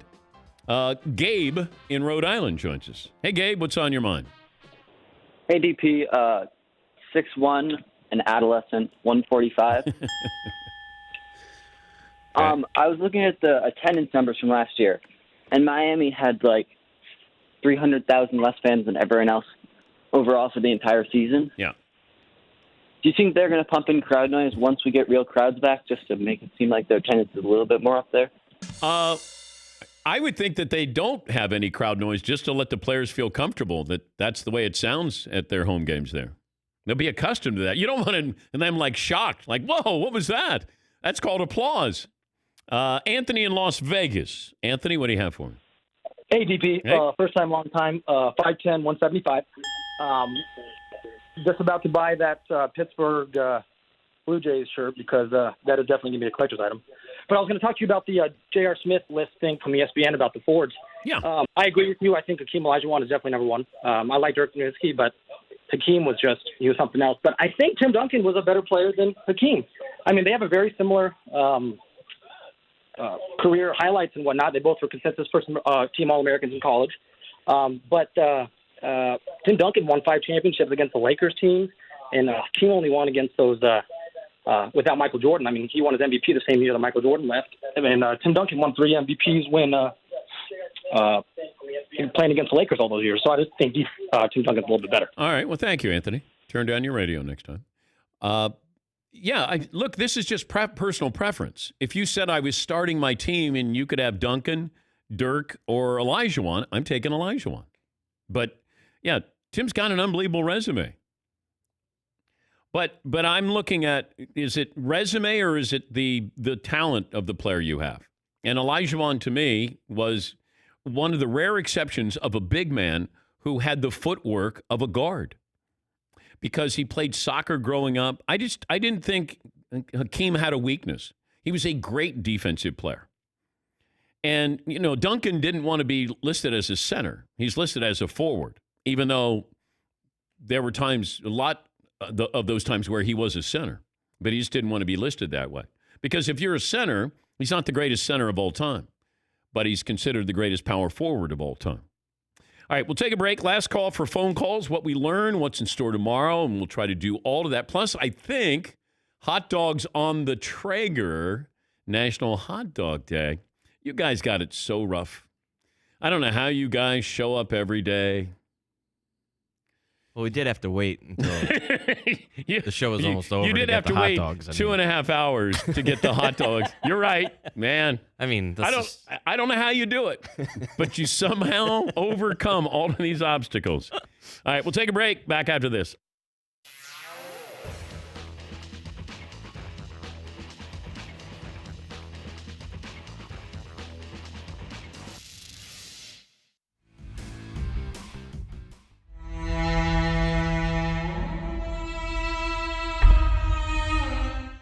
Did you ever feel scared at the plate with a pitcher? Like, did you ever go up there and you just go, I don't want to be here? Yeah, a few times. Yeah. You know what? Though I've told the story about facing Randy Johnson. I was always scared. That was scary when I was first in the big leagues. It was scary to face him. And the one time when I was with the Reds, my rookie year, I was struggling at the time. Scott Rowland had gone deep twice. And Scott Sullivan ends up hitting him, right? So here I come. I'm leading off the eighth, and I'm a rookie, and I'm thinking someone's going to wear it here. I look out there, and there's Al Leiter's brother, Mark. He could throw. He was throwing like 96, 97 miles an hour, and he looks a lot crazier than Al. And I asked Al, is Mark crazy? He goes, yeah, thank God you didn't charge him out because he is crazy. So I'm like, I'm going to wear it right here. First pitch, just now, boom, 98 right in my ribs. It hurts so bad. I was like, you remember your dad telling you not to rub it. It's like, don't rub it like you're in the big leagues. Like, and don't look at Mark Leiter because he might charge you. So I ended up running down the first. That was the first time I was like, I was scared. But why do you get hit? You didn't do anything. I know, but we hit Scott Rowland. He had went deep twice. Scott Sullivan hit him, so they decided to hit me. So I was like legitimately like, I'm about to wear this. But I was a little scared. Sean, it drives me crazy that in roll baseball, Scott Rowland did what you're supposed to do. Right. He homered twice. Right. And why is that a bad thing? Why all of a sudden do you go, damn it, somebody's gonna wear one? Yeah. How about make a better pitch? How about quit slopping it up there and like having guys hammer you? How okay, about but what if you strike out? What if you you strike out 6 guys in a row? Do then I go out and I charge the mound and pound you? Right, you're too nasty. You're too nasty, Randy Johnson. Here I come. Yeah, but I don't understand. I don't understand that. I know it is. The logic doesn't make sense. You're exactly right. You guys got a crazy. Are we allowed to celebrate in baseball, bat flips and all that? Are we? It seems like nowadays you're allowed to. Okay. Doesn't it seem like it's changing a little bit as far as that goes? I don't know why we don't just let baseball be entertaining. And you know what? I agree. Fun. Like when Batista bat flip, that was fun. That was a fun. It was a big moment. It was a big moment. It was fun. I remember homering. I had some buddies in town. I remember homering in Houston, and did I ever tell this story? And my buddies would come in town and be like, okay. Are you the MVP of the trip or the LVP of the trip, right? So I'm like, if I go deep today, I'm going to be the MVP of the trip. So I homer in Houston. And what's the other one? My buddy, the LVP, least valuable player. Okay. Right. Okay. So I homer against Jose Lima, like second deck in Houston. I'm like, yes, that's going to make me the MVP of my buddy's trip, which is ridiculous that we're even talking like this. But my buddies are in the crowd, right? My college friends. They'd be like, you guys there. I'm rounding third base, and I point up to them like, that's right, fellas, MVP of the trip. MVP of the trip. And I think guys are like, yeah, right? So I get to first base the next inning, and Bagwell walks, and he comes to first base. No. Bagwell doesn't walk. I'm running to first, and he's top step in the dugout yelling at me, Case. And he kind of took me under his wing when I first got the big Case. If you ever point up to the crowd and rounding third base again, I'm going to come out there and kick your butt myself. And I'm just like, oh my God, he doesn't care that I'm the MVP of my friend's trip. You can't explain it to him. Yeah, I'm like, hey, Bags, I'm the MVP. My college friends are here. We're having a great 3 days, and I just homered against Jose Lima. I said I was going to do it. I don't care. I'm going to kill you. Oh my God. So, that's the old school rules, right? You don't point at anybody. You don't do that stuff, but now you can. Dude, you're the best. You are. why not? Yellow. Tradition. No, actually, I like yellow on hamburgers Spicy better. brown action. Can I have some of that ballpark? Yeah, it's very good, the ballpark. Oh, yeah. No. No, yeah. No. Not good. A little sauerkraut. Todd? Sauerkraut is definitely going to have. Sauerkraut's nice. Yeah. Oh, there is that. Yeah. There we go. I'm into it. Yep. That's what I'm talking about. That's what I'm talking about. Talking about the The heat. line that will live in infamy. That's the pizza line, right? That is the pizza line. That's what I'm talking about. Thanks. All right, pizza party. Okay. So I'll just take my. We have 4 hot dogs, 5 people eating the hot dogs, and then we're going to rate the hot dogs. Oh, don't do that to me. I don't know how that works. Oh. Where did we get these dogs? They're pretty good. I think Rob, the intern, went and got them. Good for him. I don't know if this sauerkraut's going to impede my make-out abilities too. Can't be good for it. No. I'm going to go yellow mustard. No, I'm not. There's a lid still. That was a dramatic moment on pause.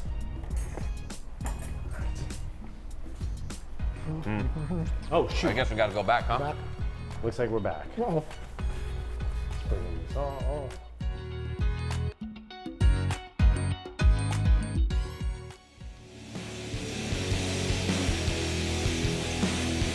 That's okay, guys. I'll do the show. You don't have to rush back eating the hot dogs. Does a hot dog ever taste any better than at the ballpark? You have a beer and a hot dog. It's just at a picnic is pretty good too. But if you go to a ballpark and you have a dog, it's just something about that dog tastes pretty good. What's your policy when they have to pass it down? It's as long as it's rolled up. Yeah. I think I would go with it. Maybe not these days, but normally, if it's less than 5 dudes, I wouldn't mind if it was handed down to me. Let's put it that way. No wrapper. Okay. No wrapper? Yeah. I mean, no, I do no. You at a ball game or no, I don't want Skippy handing it down to me. Then Tommy and Johnny and Mikey and who knows where they've been. Hey, I just got back from the boys' room. Hey, who's got the dog here? No thanks. Yeah. You got to not think about it. Ethan just sent me a note. The 2010s were the first decade in the Super Bowl era without a repeat Super Bowl champ. The 03-04 Patriots, the last to do so. I don't know if they've done a statistical dive on that, on the reason for that. There's usually a lot of turnover. But, you would think that you would be able to, if somebody was going to do it, that the Patriots would have been able to do it. Even though they had that turnover, you still had sort of the main people always in place there. John in Syracuse joins us on the program. Hi, John. What's on your mind? First off, I have to argue with you. I think high school football game hot dogs are high quality. Oh, okay. But anyway, 6'1", a very nose guardish 295. I'm calling because last night at dinner table, I asked my wife and family how they felt about me spending $86 on a cardboard cutout of me at Citi Field.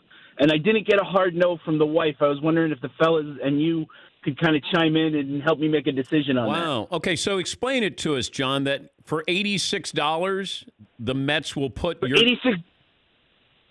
Yeah, they will put a picture of you, a cardboard cutout of you in a seat at Citi Field for the season. Oh, the entire season. Do you get to pick where you're going to be, your cardboard cutout is situated? I don't know the logistics of it. It was kind of I wanted to float it out there and see if I got "Are you serious?" from my wife. And I didn't. I got a look, but it wasn't a hard no. So I was just looking for some input. A buddy of mine was like, do it. We're all in. You're not going on vacation, so why not do it? Yeah, I think when she gives you a look, it's a begrudging yes. But, yeah, I would go for it. But I would want to know where my cardboard cutout's going to be. Like, how many cardboard cutouts are there going to be there? Because you could get lost in that sea, and then you'd be spending the 86, and nobody would know. I like that it's 1986 maybe with the Mets and $86. Yes, Todd. I think if it's visible and it's behind home or it's going to somehow be picked up in the broadcast, then it's worth it. But $86 just to be somewhere out in the outfield or somewhere in the stands where, like you said, it's going to get caught in a mix of a bunch of fathead giant faces. $86. I don't know. I'd want it to make sure it's getting some kind of visual recognition. Thank you, Todd. You're Stay in sports history. Todd wanted to follow up on that point of his. No, just kidding. This day in sports history, Dan, Ty Cobb stole 3 bases in 1 inning. That's pretty impressive on 2 different at-bats. Okay, here's one. In 1926 at Mitchell Field in New York, Babe Ruth caught a ball that had been dropped from an airplane flying at 250 feet. Not a lot of pictures of the event, but supposedly it happened. 1962, Jackie Robinson became the first African-American to be inducted in the National Baseball Hall of Fame. Okay. Final results of the poll question there, McLovin. What was the poll? Oh. We actually never went to it. We teased it. Would you want to buy a $2 billion MLB or NBA team if you had $5 billion? 54% said yes. Very close poll. A lot of people didn't want it. Once again, Zion is not back with the team in the bubble. We checked in with the Pelicans. They said that they don't have a set date for him when he's going to return, although they're going to know more information in the coming days. He left due to a family emergency. His quarantine period and return to play status will be determined by the NBA based on league protocol. This according to the Pelicans. Just trying to get him back, and he's got to go through quarantine and then to try to. He's in great shape, but they got a few games to play, trying to then extend their season a little bit.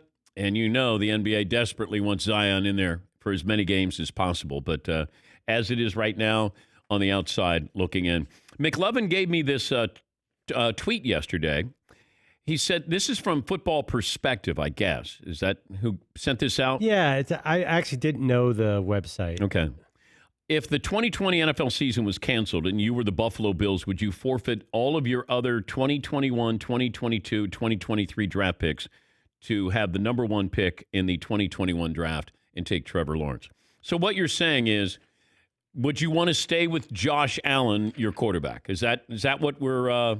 Well, would you make that's the decision? Would you make a huge sacrifice to get Trevor Lawrence, and in the process give up on Josh Allen? Because Josh Allen's still a question mark, where Trevor Lawrence feels like the next, I don't know, Andrew Luck. Well, I don't want to give up all my drafts for 3 drafts to get Trevor Lawrence. The Bills happen to be loaded with young first rounders everywhere, so maybe they have enough talent to make a run without those drafts.